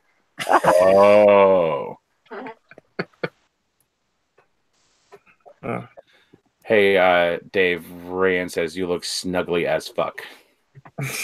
Comfortable, yeah. It's pillow talk with Dave. I feel like Careless Whisper should be playing. Dun, dun, dun, dun, dun, dun. Dave's never gonna dance again unless he's dancing with you. Speaking of Careless Whisper, has anybody seen the new Deadpool? No. Like Yeah. the third one, like the remake where they made the no. PG-13 version of it. Once Upon I a heard it's Deadpool. freaking Yeah. hilarious. And I've like, watched part. I bought it and I've watched part of it, but I had literally just watched Deadpool 2. I was like, you know what? I'm not going to watch this twice in a row. yeah, because it's like highlights, I guess, from the first two, but it's with Fred. They're doing like the whole like The he's Princess Bride thing. yeah, he's like the Princess Bride thing. The funniest thing I saw was the promo for that, where Fred Savage like makes fun of Nickelback, and he gets immediately Deadpool's like, no, Nickelback is good. Then he goes through like all their accomplishments and stuff. I was dying. I was like, oh my god. Everybody bags on Nickelback. Like we're like a top 5 selling bands of all time. I thought Nickelback It's was like they care. Everybody had a Nickelback phase. Nobody admits to it, but Oh, I didn't. everybody had a Nickelback phase. The only song I knew by them. I had a solid year where like this is how you remind me was like my ringtone, and I was like, Nickelback's good. Nickelback's Well, I mean, only songs by that Nickelback. and Photograph are the only songs I ever heard by them. So I'm sure I heard others, but I know it was by them. I don't even know if I know any songs by Nickelback. That's not my now kind of everybody's gonna be like, I didn't have a Nickelback phase. What's that? What's wrong with that, dude? I know my definitely friend did when I didn't was a have kid. Yeah, a he- Nickelback phase. Yeah, but you also listen to Patsy Cline, so And? shut up. Hey. Neither one Patsy is Cline Nickelback. is good. I had Yeah, like a Evanescence phase and like a Lady Gaga phase. Listen, No, I love Lady Gaga, and if you love Lady Gaga, go watch A Star Is Born. I don't know if it's a good movie, but she gets naked. What? That's literally my buddy was like, yeah, my girlfriend drugged me to that movie. I was like, is the movie good? He's like, I don't really know, but she got naked, so all right. Like, was it a good? Was it like the prior? Was it like the previous two? And he's like, there's 2 other ones. I'm like, get out of my office. just go away. I never. Streisand one was good. I never watched the Judy Garland one because I'm, not 80. So Yeah, I never really had. Because I'm not 80. the Judy Garland one's from like the 30s. Yeah. Ladies. My grandfather wasn't even born. I had this. I never really had a rock and roll phase. I had the Cannibal Corpse and Metallica and like a whole bunch of metal when I was younger. So Oh, never had it. hey, What? hey, Brian, do you see this obscure media? Here's the word naked, and they're like, "Hi, I'm here." Lady Gaga naked. Cool. In this I'm in. live stream, you'll see Lady Gaga naked. Come to this live stream. False promises. You're gonna see something naked. It's gonna be a gag. You go Gaga. You're gonna get gagged. You're gonna wish you were a blind lady. We're gonna call this stream 500 sub special. Wait, 500 views special. False promises. 500,000 views, and Brian's channel gets banned for protest. All that work. The other that wasn't this horror show. It was the other one. What? Didn't they get live stream banned for like 3 months because somebody's ass was in a movie Yeah. or in one of their? Yeah, I'm happy the article. Now she actually wants to watch A Star Is Born. I Lady Gaga. was it like Article 19 or 21 or something? They said they were trying to pass, and then thank God they didn't. It was like a stronger copyright system. Can you imagine if they can? Like everybody, like I know a lot of people. The popular thing to do is to freaking dog on the remakes, and I know like there's like 90% of them are garbage. But I'll tell you, it was an amazing remake. I'm so glad they redid that because I remember I was sitting in a theater just staring over at the woman with the 10-year-old kid. Like that's weird. And then I was just like. We're watching it, it's the opening scene. I'm like, oh god, here we go, Georgie and the freaking going walking around, and and then like he bites off his arm, and I'm like, oh shit. I'm like, okay, I'm in. You have my full attention now. What the kid did? Did you say? I love that movie just because I've had a stutter my entire life. So you put like a stuttering kid out there and like a socially awkward chubby kid who likes boy bands, and I'm like, I identify. Oh, that was me in the 80s. I identify with that. I love boy band music, and I people love the look at New me. Kids on the Block. They're like, what? I was like, oh yeah. Listen, my office. You step in my office on a Friday, it's nothing but boy band music. It is boy band Friday. And then you hear them go, and bye. Like I work in a max security prison, so like guards and inmates walk by my office and they're like, what the fuck? It just throws everybody off. I don't know. I was a DJ when I was 16. Me and my best friend started a DJ business because that's what stupid kids do when they're 16. And pop music was like the super popular stuff. Was like in the late 90s, you listened to like grunge, or you listened to Britney Spears, Mandy Moore, NSYNC, Backstreet Boys, pop music. So I just got super into like boy band music. I'm like, I could do that. Yeah, it was New Kids on the Block in the late 80s for me. Oh God, yeah, the right stuff. Vanilla Ice. That was the jam. Listen, I know more lyrics to Ice Ice Baby than I should. And that's like a guilty pleasure of mine. I love Vanilla Ice, especially I love Ice Ice Baby is like, yeah, that was a decent song. All his other ones, I love that he made like a hardcore metal remix to Ice Ice Baby. I loved that shit. I was one of those stupid nostalgia idiots that he made that song for because I went and bought it. I'm like, yeah, Ice Ice Baby. I was like, yeah, fuck yeah, cranking it down the road, in my car. I was like, oh my God, these people make this stuff for stupid nostalgic idiots, and I'm one of them. I fully admit that. I saw the concert debut of Marky Mark and the Funky Bunch. Wow. Yeah, they were playing with New Kids on the Block. Wow. Well, yeah, the Donnie Wahlberg was in. Yeah. And now he's like, Blue Bloods. Yeah. Now he's married to like Jenny McCarthy, and he's like anti-vaxxer now. Oh, yeah. Don't vaccinate your kids. Measles are coming around again, but don't vaccinate your kids. People make me mad. That's what I said. I was like, you know what? We need a new plague. I mean, we need a new plague. Just wipe it like 70%. Just wipe. Sorry, England, you're probably done. You better come across the pond if that black plague hits Europe. I got a root for you, buddy. I don't get any illnesses here. It's kind of crazy. Everybody gets colds and flus here. I get nothing. Well, I mean, why nobody in Ireland gets sick, right? Why? Because whiskey kills everything. That's actually true. I heard that in the back. That's actually true. Oh, buffing it. No, really, like back in the Renaissance, people didn't really know, but the reason why they weren't getting sick is because they weren't drinking the water, they were drinking the alcohol, and they were drinking the alcohol. Like the process for making alcohol, you have to like boil stuff, and that kills the germs. That's why they weren't. I will now be substituting I will now substitute water for beer and a whiskey now. I'm gonna live forever. I'm just saying. That's what I got. Say goodbye to my liver. Drink more booze. Drink less water and drink more booze. There's a diet I can get behind. I need a shirt that says that. Yeah. See how many stories you can get thrown out of. What is this place? It's a grocery store. Don't wear a shirt like that. I actually bought a running shirt, and it's so funny. Like I told her, I was like, "Yeah, I bought a running shirt." And I told her, and she's like, "Why did you buy a running shirt? You don't leave the house." And so it says "running" in real big letters, and then it shows somebody being chased by a T-Rex, and it says, "Sometimes we all need motivation."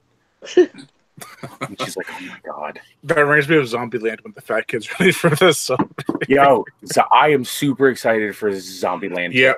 Mm-hmm. I actually went as Tallahassee one year. My father-in-law let me borrow his banjo. Ray's dad, who's he's like this awesome folk guitarist, and he had a banjo. I don't know why. He just has instruments. And as you can tell, musical family. I play none of them. I sit there and strum a guitar and say, "Yeah, that sounds like something." But yeah, he like I had the hat. I stopped at a store, bought Twinkies, put them in like my front shirt pocket, and had them staking out, and had a banjo. And I love our friends because everybody got it. Everybody got everybody got my costume. Yeah, people seem to think that Shaun of the Dead is the only really good zombie comedy, but Shaun of the Dead is the best one, though. It is the best. Zombieland is still awesome. Listen, pick up mom, end up at the Winchester for a pint. We actually have a Winchester Tavern pint glass, like a pint glass, and I looked at it and I was like, when we first started dating, because it's hers, and I was like, Winchester Tavern. I was like, do I know that? I've been to that bar. Drank a lot. It's like I drank a lot in my 20s. Did I drink at that bar? And then it like hit me, and I was like, oh my god, it's from Shaun of the Dead. When we went to Burger King one time when I was a kid. This is when Lord of the Rings came out, or The Return of the King. So they had these these glass cups they would give you as a prize at McDonald's. I'm like, what happened to the good old days of getting glass cups in your Happy Meal? Yeah, probably after the first kid threw one from the back seat and hit the parents, and it shattered. Hey, that was a strong cup. It probably didn't shatter. I remember it lit up too. And McDonald's was like the ultimate treat. It's like, hey, like my mom would be like, hey, it's March, let's go to McDonald's, and we're like, Shamrock Shakes. Shamrock Shakes. I remember when that was like a big deal. Now I remember like going to McDonald's like a big freaking deal when you're a kid. Now I'm just like, oh, I don't feel like cooking, I'm just gonna get McDonald's. You know what's also good? Shamrock Shakes. Nope. Sham what? Sham chalk. Oh, okay. Chocolate. I misheard that. I'm getting where I was like, that doesn't sound like a shake I would like. He thought you said sham cock shake. I was like, That's where someone dips their dick in a fucking shamrock shake. And then you somebody dip their dick in my fucking milkshake. We're gonna have problems. We're gonna fight.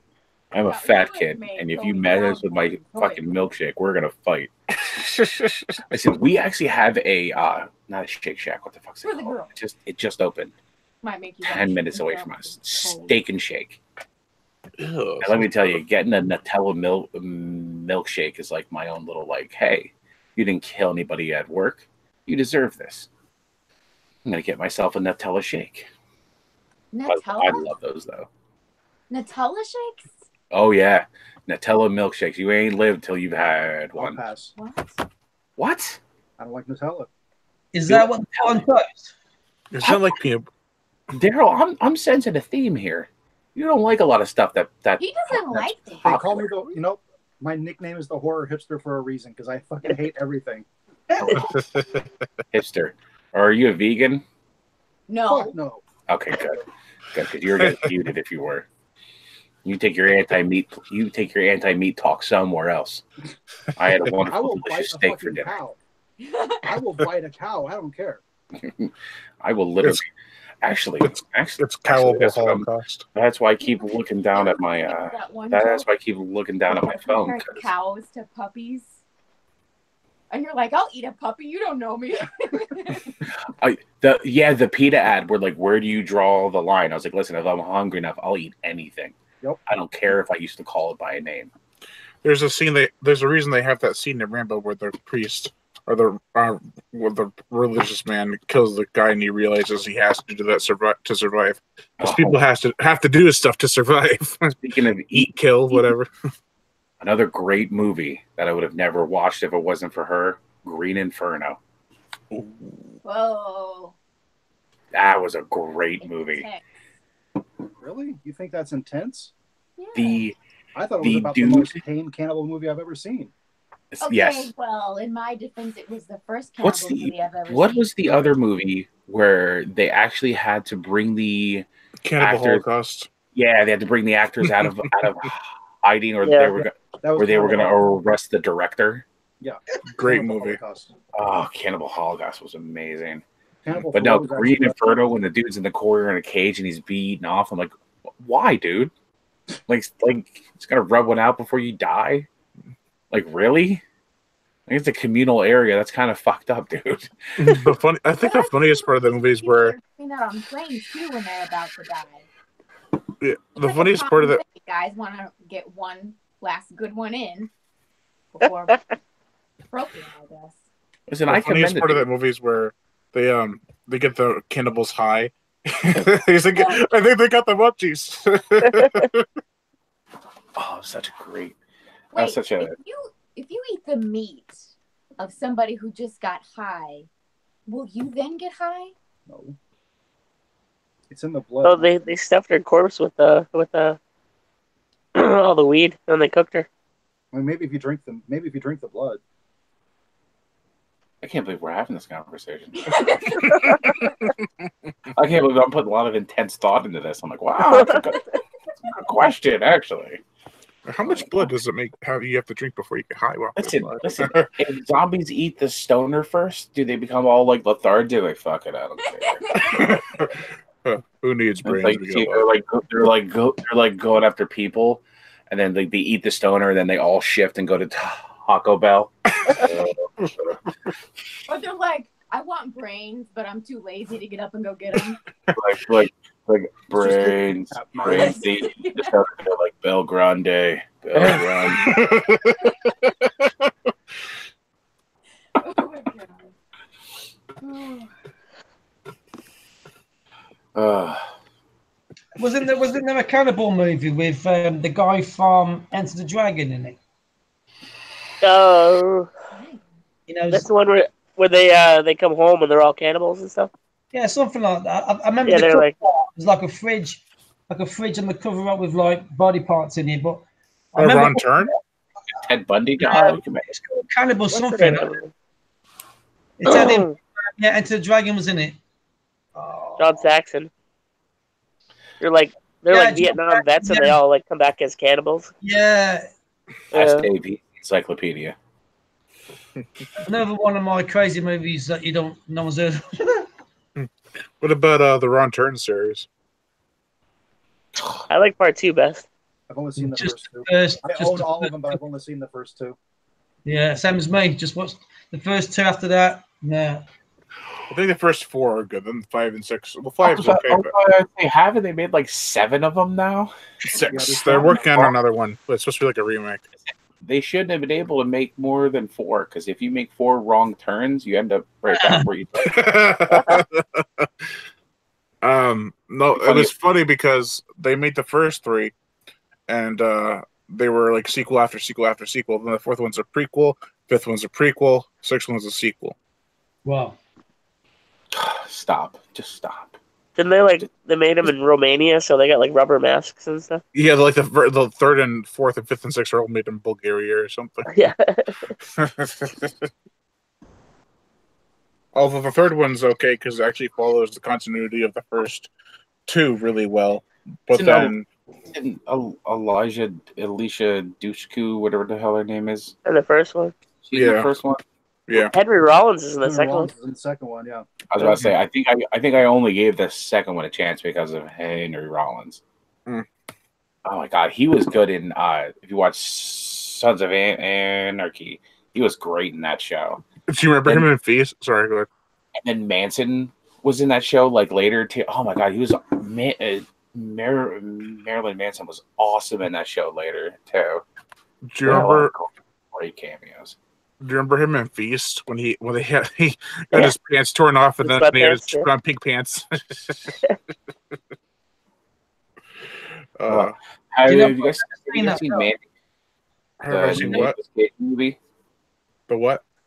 The Nicolas Cage movie Mandy. Oh, I haven't seen it. I've heard great things though. Yeah, Rand loved it, and I was like, I can't trust her taste in a Nicolas Cage movie because she loves Nicolas Cage, and she'll Me just go too. watch. It never fails. She watches a Nick Cage movie. And she's like, "I want to watch Con Air now." Yeah. Have you seen Cooties? Oh no. Elijah Wood. Yeah. Yeah. Terrible. I didn't like it. Hey, that's Daryl's line. Yeah. You know what it is? That was when Elijah Wood's company asked for my bedbug script and they turned it down and they made Cooties instead. So I thought, Jesus Christ. Yeah, he turned bedbugs down to make Cooties. So What Is it about zombie stuff? speaking of Nicolas Cage? What about Mom and Dad? I still gotta see that one. I ain't seen that either. You But would, I Joey? called the end of it too. I was like, "Wait, are the grandparents gonna go after them?" And then like, I was like, "I got written this movie." What other movie that I really like? Hey, what's up, Bearded Slasher? Jason. Belko Experiment. What did you think about that? Belko I liked it. Great. I haven't seen it yet. I have it though. Of course I do. Daryl liked the movie that I like. Hold on, Daryl liked the movie that I like. Holy shit! Listen, I'll tell you the thing I actually like the most about that movie is they shot that movie was, you know, the story is they're stuck in the office building, but they did so many different settings within it. Yeah. And used, and I love environmental kills, not like using a tree to kill somebody, but like, hey, there's a coffee pot here, I should smash somebody in the face with it. Like I enjoy stuff like that. Like that's realistic to me. I haven't seen that, have you? What about Mayhem? That's Yeah. The Belko Experiment. I like the Belko Experiment better than that one, but I still liked it. I still like Mayhem. I did not watch Mayhem, you know, because every time I look at that actor, all I see is Maggie. I'll wait for you, and it makes me sad. Wasn't the actor in Mayhem from The Walking Dead? That you Yeah. Yeah, that's like he got fucking destroyed by Negan. Oh, spoiler alert! I was gonna say thanks a lot, dude. Nothing that hasn't already been spoiled for me on Facebook. Only you 1,500 million people know about it now. I already knew about it. I read the comics. Listen, yeah, but I was gonna say if you see right up over here, those are all I buy her random when I'm like, oh, what am I gonna buy her for this holiday? She gets a new Walking Dead graphic novel. That's my fail safe. That's my catch all. I just go down to the comic book store, and they have on file where I stopped with the last one I bought. I'm like, give me the next one. Shit, it's Easter Sunday. Gotta go to the comic store. Reminds me of Silent Night when the remake to Silent Night, Deadly Night, where the mother's trying to get the girl to go to church, and she's like, "Fuck church! I want to go to the mall." That was brutal. And then Santa comes and just tases her. Tases her, then stabs her. Sixers just beat the Warriors.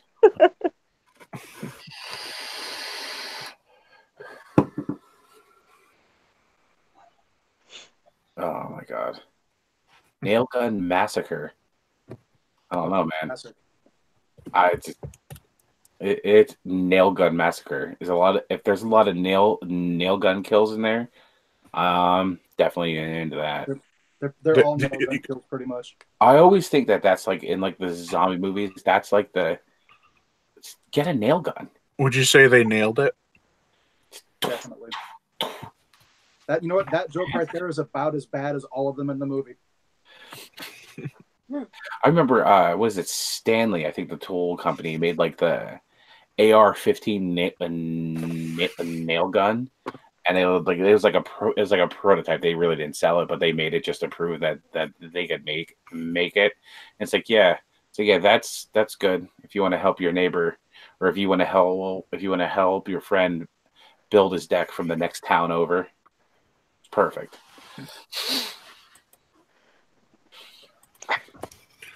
All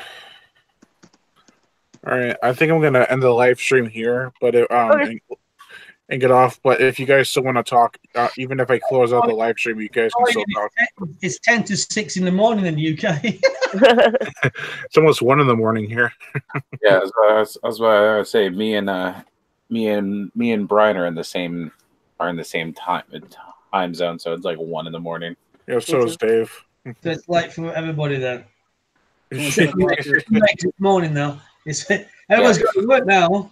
He's like, I'm gonna go eat eggs now. I'm gonna go have breakfast, morning tea, crumpets, all that fun. I was gonna say. So some crumpets, yeah, cool. And some orange juice.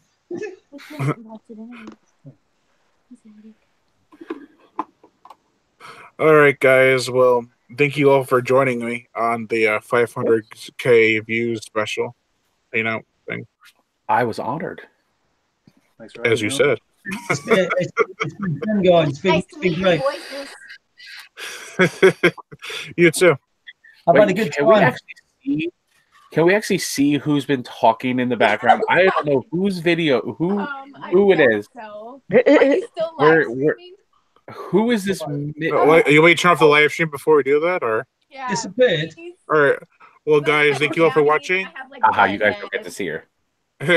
And as always, Lion Brian Gatto, host of Horror Show Entertainment. Make sure to like my Twitter and Facebook fan page in the description below and to leave comments and Subscribe.